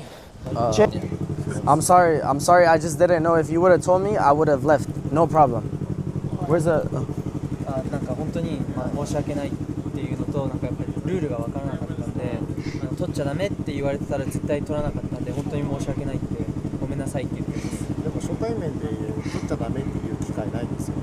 それと入ってきた瞬間にノーって言ってるのにずっと彼は撮影してからそこで止めてっていう意見だけ言って。そうすると今言ってることが正しいとは思えないんですよね。They're just saying like he didn't like appreciate like that you guys just walked in with like the camera, and then he just wants you to know that like you know it's not right for someone to be in film when they don't want to. No, but we weren't even filming. That's a pretty. I think that came across even without the language. That came across. He didn't appreciate they just walked in with the camera already on. You know, just assumed. Because I guess because I think I've watched other streamers and they basically say you can stream, you just have to make sure you ask before you go into the shops. Just general courtesy. Don't point in people's faces unnecessarily. But if you want to go into a shop, you have to ask first. Some people say yes, some people say no. But you have to at least ask first. You know what I mean? Don't just walk in with it. But us Western media, Western world hemisphere brain people, We just think the whole world's our oyster, innit? We just walk with people's shots with our cameras on, not giving any fuck about their privacy or whatever, right? No manners whatsoever. So I think he did well. He did well. This uncle did well. Jap uncle did well, to be fair. He taught them a lesson. It was a bit extreme. He did a bit too much touching, got a bit too physical, to be fair. But I think he taught them a lesson, you know? They'll never do that again. That's for sure. They'll never ever just walk into a shop in Japan with their cameras on. They're gonna at least ask permission. So Unc sacrificed himself for the betterment of everybody else. And we would just tell him that we weren't even filming him or anything, and we came here like a year ago and everything was okay. We never had an issue until now, and that we're sorry, and I didn't mean to disrespect him if he felt disrespected. なんかその1年前に来た時にその動画撮ってた時にこういう問題にならなかったんでちょっと分からなかったんでなんか本当に申し訳ないっていうのと本当にごめんなさいって言ってます。なんか気をつけますって言ってることは。でもそれだったらリサーチ力も弱いし、日本には断りの文化あるじゃないですか。じゃあ彼に聞いて取っていいところと取ってはいけないところをどこで見極めるのって話をした時にできますかって言ったらできないですか。だからよろしいですかって撮影よろしいですかっていう話で、一言断る。Don't apologize for it. だけどその断りがないままずっと街を流し撮りしてるんで、それはダメです。断りの日本の文化があるよっていうのだけ伝えて。Oh, he's saying like there's like a culture in Japan where like you have to ask someone beforehand. So he just wants you to know that like we have this like culture, and like he just wants you to. That's fair. That's fair, man. That's more than fair. Preserve the culture. Ask beforehand. Don't be a fucking div. That's more than fair. I think that's more than fair, man. You're in their country. Don't be a fucking nuisance. Ask permission first, please, if you don't mind. Ask permission first if you don't fucking mind. And this is him after. Oblivion apologized to the chat for offending a Japanese guy. But now also, chat, I do want to apologize to the people that I offended and you know, for filming, I guess, and not putting the camera down. I apologize for that, chat. Oh, the mic. Oh, okay. But now I also want to address it, chat. Like, my intentions were not to be rude whatsoever. I had good intentions, and if he would have told me to put the camera down, respectfully, I would have, and I left the store, chat. Like, I didn't mean to be disrespectful, and you know, I didn't mean, you know. So I apologize. I'm tired, so I need. Fair play, I guess. He apologized, so all is well, I guess. He apologized, so all is well, I guess. Ay, these kids, man. These motherfucking kids. Talking about kids. Big up Marlon, man. Big up Marlon. Marlon is doing the kind of thing that I envisioned that I will end up doing, where he is utilizing the success, the fame, the winnings, the clout, whatever he's gotten from streaming to do the things that he actually wants to do. Which is kind of weird. It's kind of twofold, because some places I feel like it's a bit unfair. It's not to the audience, you know, because I'm doing the same sort of, although I really do enjoy streaming. Like literally, I was doing this when I was only getting one viewer. Ultimately, the aim of this is to kind of get myself to a place where financially I can able to afford a studio, more equipment and shit, and obviously it could afford me the opportunities to obviously pursue the things that I really want to do, which is obviously DJing, which is obviously having my own kind of design practice and stuff, whatever else it may be. So you're kind of using it as a vehicle, and you also know that if you attain a certain level of like notoriety doing this type of thing, it can segue into other things. Like I could become a really popular streamer, a really popular content creator, and then suddenly, because people also know that I DJ, I'm now getting booked in places that I probably wouldn't have got booked in if I just was DJing solely, you know? Because they know that if they put my name on a flyer, it might get them more ticket sales, it might make people come more, whatever the situation is. So I love that that's a thing. But usually it's usually things that are like, it's usually like, it's usually small things. It's not really like big things. But this is a real big deal, because in the case of Marlon the streamer, he's been signed to Nike. And if you know anything about Nike, you know that one of the big reasons why Ye's not on there no more, why he had a big falling out with Nike, why he eventually went to Adidas and gave us the, you know, the influential Yeezy line there, which I think ended in tears, unfortunately. One of the main reasons why Ye never really stayed with Nike long term was because Nike was never really about partnering up or signing non-athletes. I think that was the main thing they said to Ye. Like, we don't sign non-athletes, we don't give non-athletes royalties or anything. But obviously, as time has gone by, Nike have changed their position and they're now offering deals. They're now signing streamers onto contracts. The same way they would sign like an up-and-coming footballer. The same way they'll sign an up-and-coming athlete. You know, they're now signing fucking content creators and shit, which is fucking amazing to see. And obviously with Marlon, it's a bit different because he's already, you know, he's got a background in playing football. He played at a pretty decent level himself, and he's quite decent as well at football. So that kind of helps in that regard. And he's obviously from Europe. That also kind of helps in terms of the football stuff. But just in general, this is a really big deal, and I think signifies a real shift in like the type of deals that you can get doing this whole streaming thing. There's kind of deals you could get if you just make content online. It's not just like simply then just sending you clothes and sending you free shoes. You can actually partner up, do particular projects going forward. Who knows? He might go back to his home country, Sweden, and open up fucking football cages or a team, or get signed to another, you know, a lower division team and document that whole journey on his streams, whatever. There's so many different things that happen. Develop his own line, develop his own shoe, so many things that happen there. But this is definitely something that wouldn't have happened 10, 20 years ago, but now it's happening because obviously the landscape of content is changing. So I love to see it. Big up Marlon. This is fucking amazing. Big up fucking Marlon, man. This is really, really fucking cool. Champions have arenas, runners have tracks, fighters have rings. I had an idea. Every generation gets told what's impossible, then somebody does it. While others waited for a stage, I built one. Not for attention, not for approval, because I could already see where this was going. They said I couldn't do it, now they ask me how I did it. The best part, I'm only getting started. Yeah, big up Marlon, man. It's fucking amazing. Oh, look, he's got his own logo too. He's got his own logo too, the M3 logo. That's fucking sick. So he might actually have his own line. He might actually have his own fucking line at fucking Nike. So it might not just be just a simple fucking deal. He might actually have his own signature line, which is fucking cool. The caption here, courtesy of his official Twitter: ever since I was a kid playing football, one of my biggest dreams was to be signed by Nike and become the biggest baller in the world. When I stopped playing to pursue what I do now, I thought that dream was gone. Today, years later, I'm proud to say that I'm officially signed with Nike. God is the greatest. Never let anyone tell you your dreams are delusional. Be delusional. Let's go. Fucking amazing, man. Big up him, man. That is so fucking cool. Really fucking cool. Big up Marlon. Here's a couple of videos of him talking about the whole thing. Growing up, just buying fake ass Nikes for like 50 bucks, whatever. That was like the plastic ones. The real ones, just send me 2 of them, the newest one, just like that. Boom, at my house.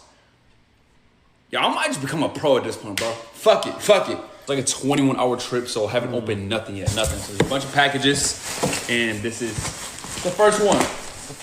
Okay. Fragile. All right. Come on, Nike, show me some. First ever package. So cool. He's so happy. You can tell. That feeling is great, man. When you get seeded after actually working your ass off and trying to make it happen, it's no better feeling, man. Now I really believe that he's afraid. I don't think it's an industry plant. There's too many videos of him doing nonsense. There's a video of him going viral now at the moment of him like pretending he's sucking dick and stuff and air humping the pillow. There's too many videos of him doing absolute nonsense when he was first coming up, where you can clearly see he was on the grind, he was struggling, he was, trying to make his dreams happen. I don't think he's an industry plant. I don't think it's an industry plant whatsoever. Not whatsoever. And you can't even say the looks thing helped him. Maybe in now, but he spent a lot of time in obscurity looking the same way, not getting that many views. So I just think it's one of those things, isn't it? You just put the work in, the right amount of networking, the timing, maybe a bit of luck, and here he is. But I don't think it's an industry plant. I would have got that far. The grind is real, man. The grind is there. It's documented. What the hell could this be? Huh? Okay. Stop it. What is it? Stop it. What is it? Stop it. Insane. Like seeing this logo, bro, like yeah. That's insane. Insane. That's insane. Bro, can I even show this shit? Holy shit. They gave him both. Oh my god! Gave him both versions. Both Choose versions. your fast. Introducing Nike's fast material and other fast material. Whether your game runs on fast sprints or quick cuts, either way you win.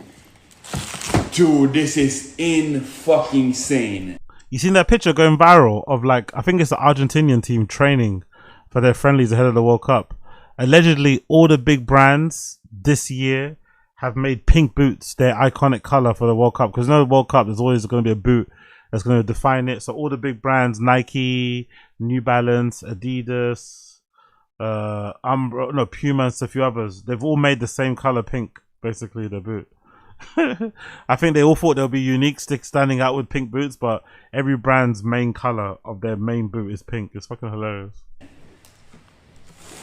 Show them. So cool. Oh my!